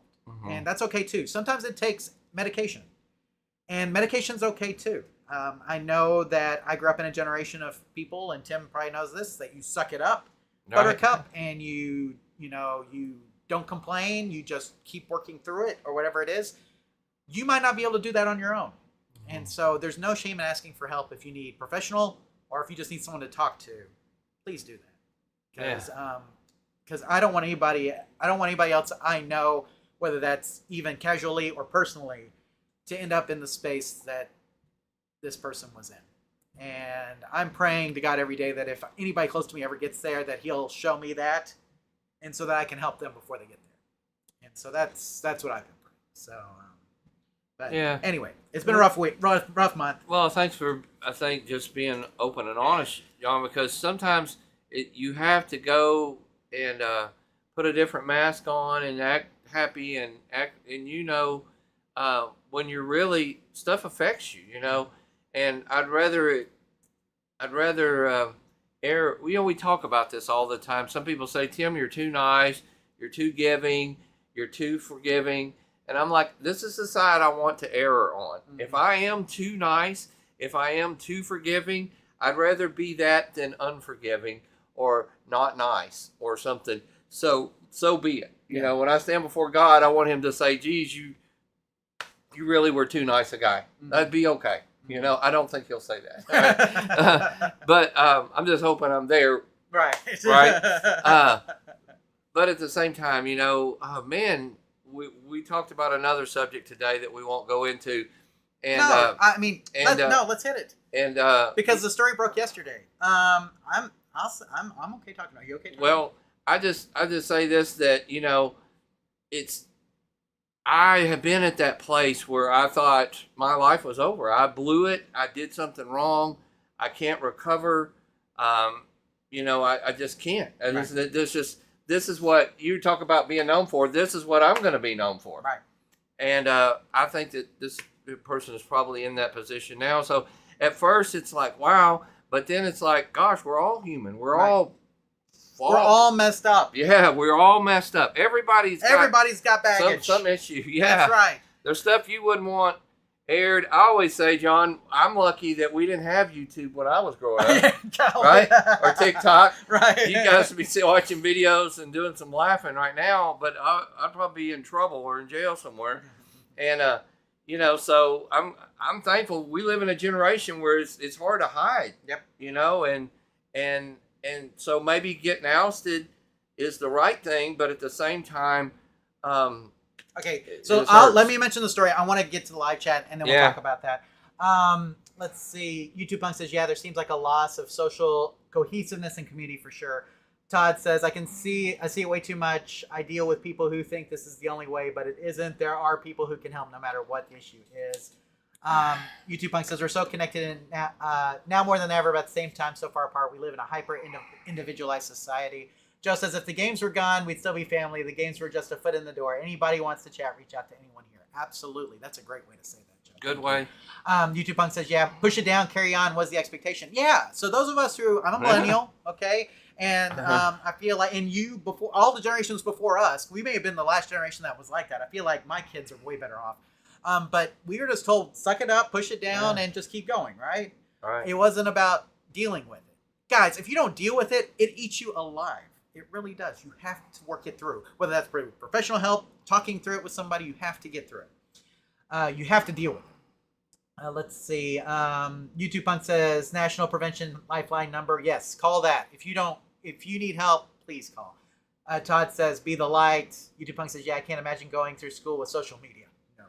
Right. But let's talk about what happened today. I don't know. I'm a lot cooler online. So me and Tim grew up with Christian music. Yeah. And we are familiar with the band DC Talk. And even those of Yeah. you who might not be Christian are probably familiar with the band DC Talk, right? DC Talk was around. It was made up of 3 members, Michael Tate, Toby Mac, and Kevin Max, okay? If you guys don't know, those are the 3 members of DC Talk. DC Talk disbanded a long time ago. Toby Mac went off to do his own thing and did pretty well, still doing pretty well. Then you got Kevin Max, who for a short time did Audio Adrenaline. If you remember, he was kind of the lead singer of that, kind of step back now. And then you have Michael Tate, who went on to headline Newsboys, which was another famous Christian band, if you remember. So the Roy's Report, which is julieroys.com, which is a website that I subscribe to that deals usually with people in high up in religious organizations that are having some legal troubles, I guess is a good way to say it. They busted open a story that they had done like 50 interviews, 2.5 years worth of research on. And it was that Michael Tate had been assaulting young men. Yeah. And there are 3 men mentioned in the article. So you can go to julieroys.com. It's the headline post on this, and you can read. Michael Tate, there are 3 instances of this. One as early as 2004, I think, and then 2011 and like 2014, I think, something like that. And so, YouTube Punk says she covers scandals, good reporting. JulieRoys.com, she's amazing, and her whole team are amazing. The reporter who did that story is kind of a friend of a friend, and so she is really good. They do excellent reporting. But she has literally been investigating this story for 2.5 years, Tim, 50 plus interviews to get to this point of exposing Michael Tate and the assault that he has committed. And the article is very long, and we'll let you guys read it. But I sent this to you last night or this morning? This morning. Or this morning? Maybe And last night. maybe I might last not have night. read it till this morning. I think it was last night. And I read the whole thing, and Tim, it just makes me so sad. Tim sent me a podcast not long ago, and in the podcast was somebody who was involved with Christian music, and he said the thing about Christian music is that there are some people who are living the Christian life who are Christian musicians, and there are some people that aren't. And they never mention the people who aren't. They always mention the people who are, right? Right. And so, Michael Tate was a huge part of DC Talk, a huge part of Newsboys, and recently, within the last couple of months, stepped down. And I think it's because he probably knew this story was going to break. And so, not denying it. not denying. Yeah, he has not come out. There's been no statement. Newsboys came out and made a statement, but that's the only statement that we've had. And so, me and Tim have just kind of been swapping thoughts. That's why it's sad. Well, the truth is, no matter who, we will let you down. People let you down. Yeah. And so if your faith is in people, you're in trouble. Yep. And so we hope that some of you are listening to this, and we're gonna have to wrap it up because I'm gonna have to go. We might not even get into some of the other stuff tonight, but that's okay. But at the same time, DC Talk sang a song too that called "What If I Stumble?" Yeah, from Jesus Freak. What if I stumble? What if I mess up and make fools of everybody, and make us a laughing stock? And maybe I really had to listen to that again today with a different set of ears, and think could easily be me. Yeah. There's stuff that like I said, one day everything will be brought to light, right? And we're gonna all be judged, and I'm not the judge, but there is one. And so just want to encourage you guys that no matter what you do, to be honorable and to do the best you can. Right. Nobody's perfect, but Yeah. be the best person that you can be the best dad, best friend, best husband, whatever you're somebody. Right. You're the best son, the best daughter, the best wife, whatever, the best friend of you are something to somebody. Be the best at it. Be a good son. Be somebody that your parents would be proud of. Be somebody that your kids would be proud of, that your spouse or your significant other would be proud of. And here's the thing: if you're obviously he's dealing with some stuff. Yeah. And this is the same thing. Reach out to someone for help. Yeah. If you're because here's the thing: I don't expect anybody around me to be perfect. I don't. No. I know that, like we said, we all have baggage and we're flawed. And so, look, if my friend, somebody close to me, is struggling, maybe it's not depression. Maybe they're struggling with staying faithful to their An spouse. addiction I or don't know. something, Yeah, yeah. exactly. Whatever it is, I mean, you can reach out for that stuff too. It's not Yeah. just about depression and things. It can be about those things too. But and make sure that people know. Try never to be holier than thou. I think that's the biggest thing. Never set yourself up on a pedestal because you're bound Right. to fall off of it. Right? Right. I mean, it's like there's no reason to put yourself up there. My dad used to tell me there was one perfect person and it wasn't you. That's It's right. not you. That's where the whole phrase nobody's perfect comes from. Right. There was one perfect and nobody's Right. so no, but I mean that's the thing is that when you put people up on pedestals, they're going to let you down more than likely. It's because we're not perfect. You're not perfect. I'm not perfect. None of us are perfect. And Christian, there's a Christian saying, say there by the grace of God go I. Right? Like if Right. that guy gets hit, it's like, oh, well, I mean, I could be in that same position, Oh. whatever it is. And so, I mean, all of us have things we struggle with, whether that is depression, maybe that is, like I Right. said, faithfulness to somebody or whatever it is. I mean, I don't know. Maybe there's something else that you're struggling with. You struggle with lying. You just lie to everybody. Just, whatever it is. I mean, it's like that. Those are the same things that you're struggling with. We all have these struggles. And so if you're struggling with anything, like reach out to somebody close to you, reach out to us. And, Kind of like that person begging, and you don't know their story either. Right. They may have a nice truck and get $400 a day, and that's how they pay for it. I don't know. Right. But at the same time, I know not everybody's like that. Right. And so you don't know their struggle. Everybody's struggling. Everybody's going through something you don't know. And so, it's kind of like I'll then tell a story where one time a guy was going down the beach and all these starfish were up there and they were about to die.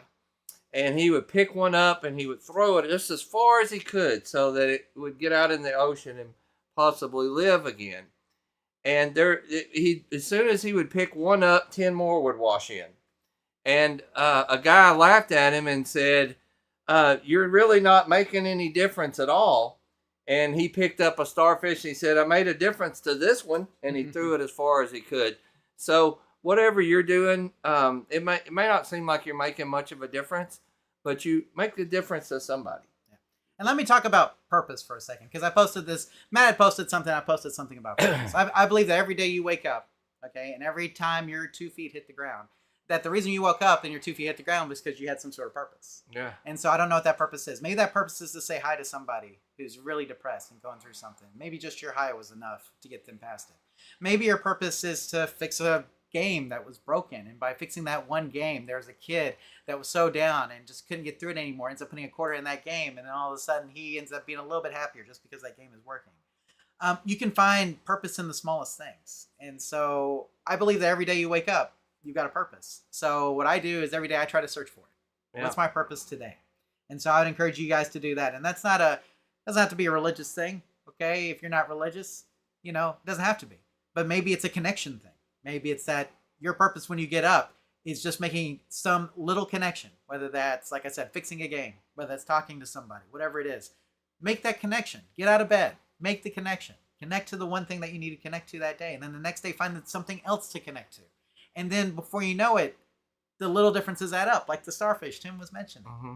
The little differences add up. So I'm done. Thank you, guys. I gotta go. Oh, you got to go. We're not going to do anything else. Man, I really need to go. Okay, well, I am going to it's tell late. them about. I will leave it rolling. I will let you exit. Actually, I got to get him some cookie cake. No. Wait here for a second. Yeah. I will be back to talk about the 2 movies I saw in the movie I theater. want to hear about it, but I need to go. He has to go. Okay. 2 minutes, guys. 2 minutes. I'll be back.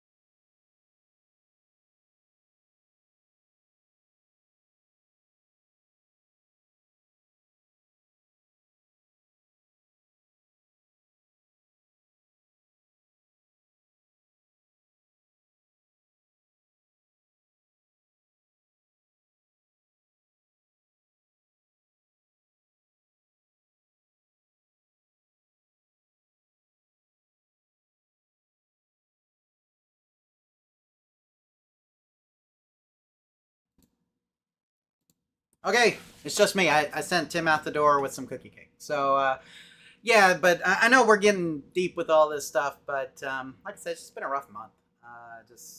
We've been, with all the stuff that's been going on, I feel like, I don't know, it just feels, I don't know, it feels like a lot of people that I know are going through some difficult stuff. Not just the suicide stuff, but also just with life in general. Life has been hitting a lot of my friends hard. I hope that life is being kinder to you than it has been to some of my friends. Maybe I should center myself. I don't think I usually do that. There we go. Kind of center. But it's always good to be here with Tim. And man, 100 episodes is crazy. But I will tell you guys just about some of the stuff I watched this month. I did see the new Lilo and Stitch movie with my kids. So we went and saw that at the movie theater. And it was good. I think I like the original cartoon better. Just because the storyline seemed to make more sense to me. I don't know. I mean, the live action is fine. Stitch looks good and everything, but overall, I mean, it's a decent enough movie, and I think it's made a gob of money now. So not as much as the Minecraft movie, but still making a lot of money. So if you guys want to go see the Lilo and Stitch movie, it's good. Probably if my kids weren't like super wanting to go, I probably would have just waited for it to come out on like Disney Plus or something. But since they were big into it and they wanted to go, we went, and it was good. And when we went to go see the Lilo and Stitch movie, they saw the trailer for Karate Kid Legends, which we've seen a couple of times. I think we saw it in Minecraft too. And they were begging to go, which I was surprised by. They'd never even seen the original Karate Kids. And so we watched the 2010, or was it 2015? 2010, I think. 2010 one with Jaden Smith, and then we also watched the original Karate Kid. It does have some language in it, so if you're letting your kids watch it, I always tell them up front, like, there's going to be words in here that you shouldn't say, and you don't say them. So, and I'll point them out sometimes, but they know what those words are typically, so, they're good with that. And the new one does have some language in it as well. It's not any worse than the original Karate Kid or the 2010 Karate Kid. So, it's not any worse than that. And they did put a little bit of a twist on the story. Some of the reviews were saying like the first half is kind of slower than the second half is kind of rushed, and that it didn't feel cohesive. I thought the opposite. I thought that the story was very cohesive, and that the first part led into the second part very well. The second part was rushed, but you could tell that they were trying to get to that 90-minute-ish time frame to not make it too long. And so I think it hit the sweet spot with my kids anyway. I think it was the perfect length for them. They enjoyed it. The soundtrack is really good too if you like more recent pop music. And so highly recommend Karate Kid Legends. It's probably good. Oh, we're getting out of focus. It doesn't know where I'm at. But highly do recommend it if you're a Karate Kid fan. And it does have an appearance by Johnny as well. So if you've been watching Cobra Kai like we've talked about here on the after show, then you'll see that. YouTube Punk says Andor season 2 was amazeballs. So here's the thing, YouTube Punk. I tried to watch Andor season 1, and I've fallen asleep like 3 or 4 times trying to watch the first couple of episodes. I need to force myself through it. It was the same way with Severance. It took me forever to get through like the first 5 episodes of Severance, but once I did, I hit the ground running after that and just kind of finished it up. And it was amazing, and I still need to go and watch the rest of season 2. I'm only 1 episode into that. So Andor I will get around to and end up seeing. I've just heard nothing but good things about it. YouTube Punk says, my folks were strict about movie ratings, couldn't see PG movies due to language. And I was like, I hear words every day at school. You see, that's the thing. Yeah, I know my kids are hearing these words. They know them. And so it's easy enough for me to say, like, okay, here's that word. Don't say that word. Don't say that word. Don't say that word. So they know.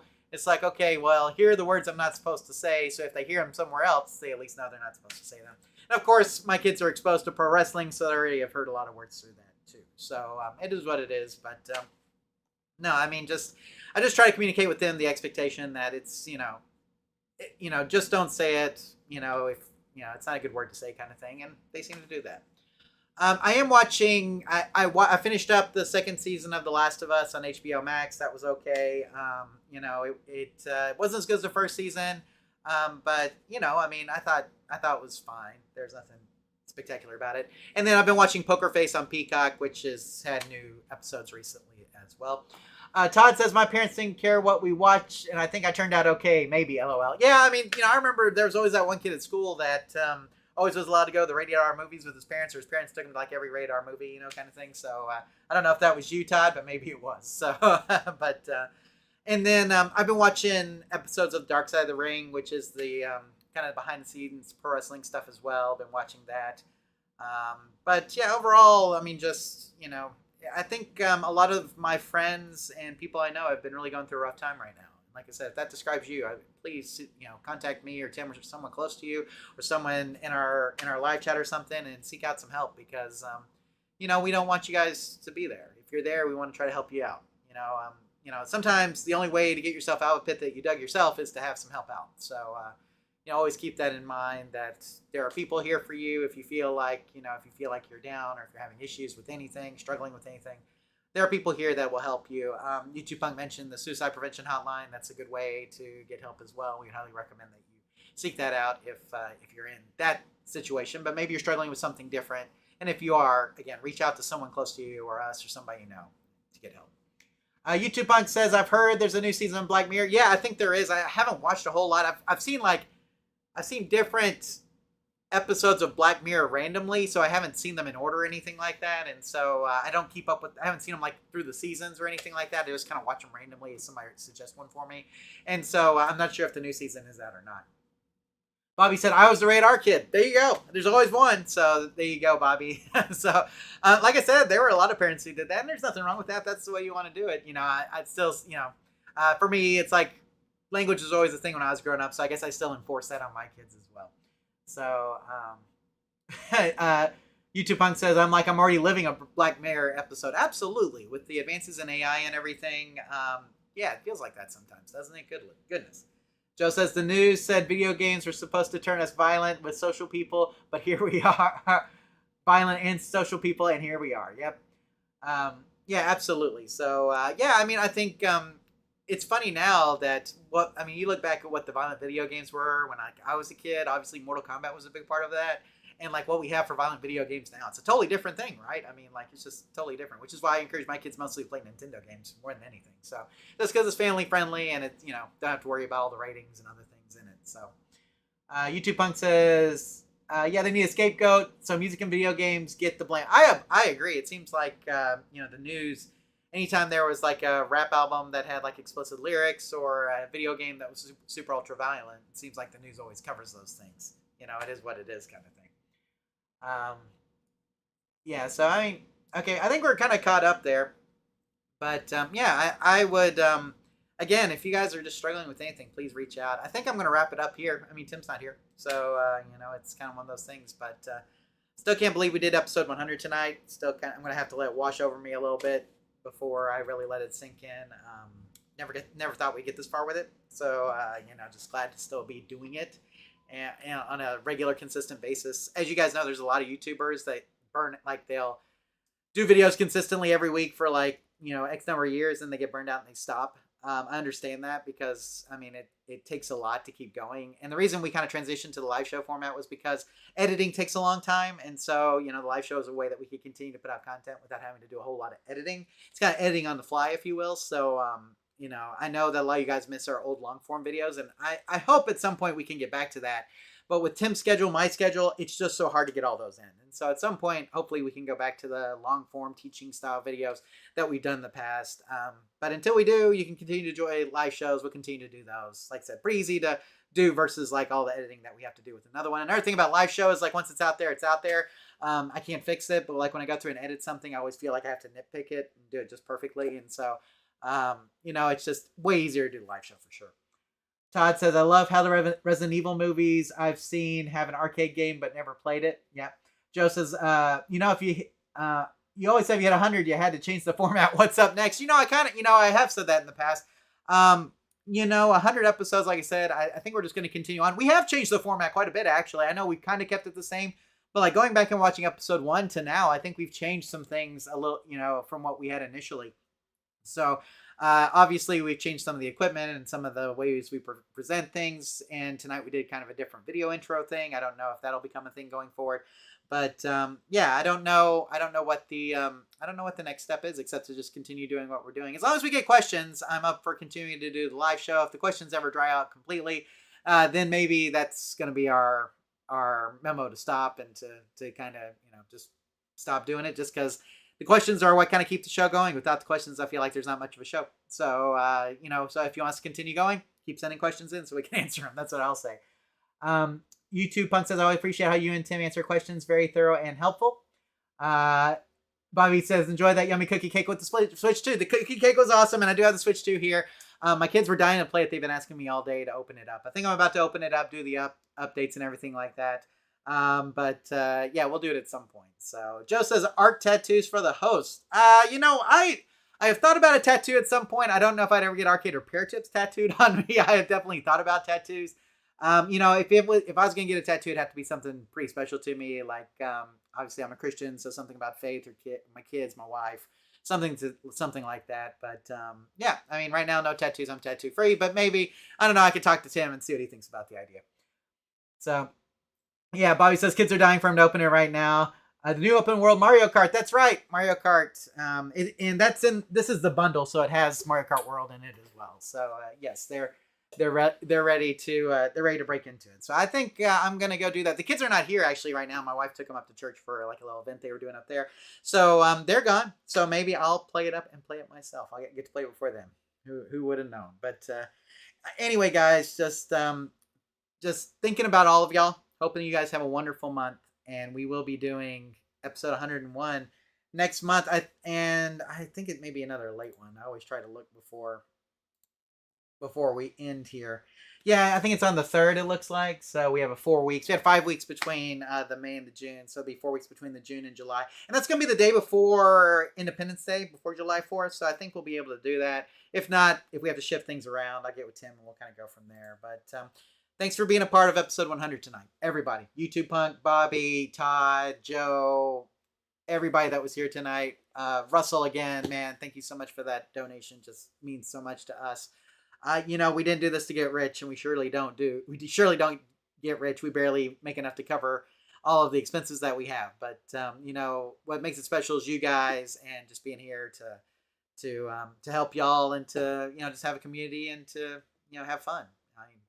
Enjoying arcade games, fixing arcade games, playing arcade games. So anyway, y'all have a good month. I'm out, and we'll see you next month for episode 101. Take care. Hug your fans, hug your family, hug your friends, and we'll see you soon.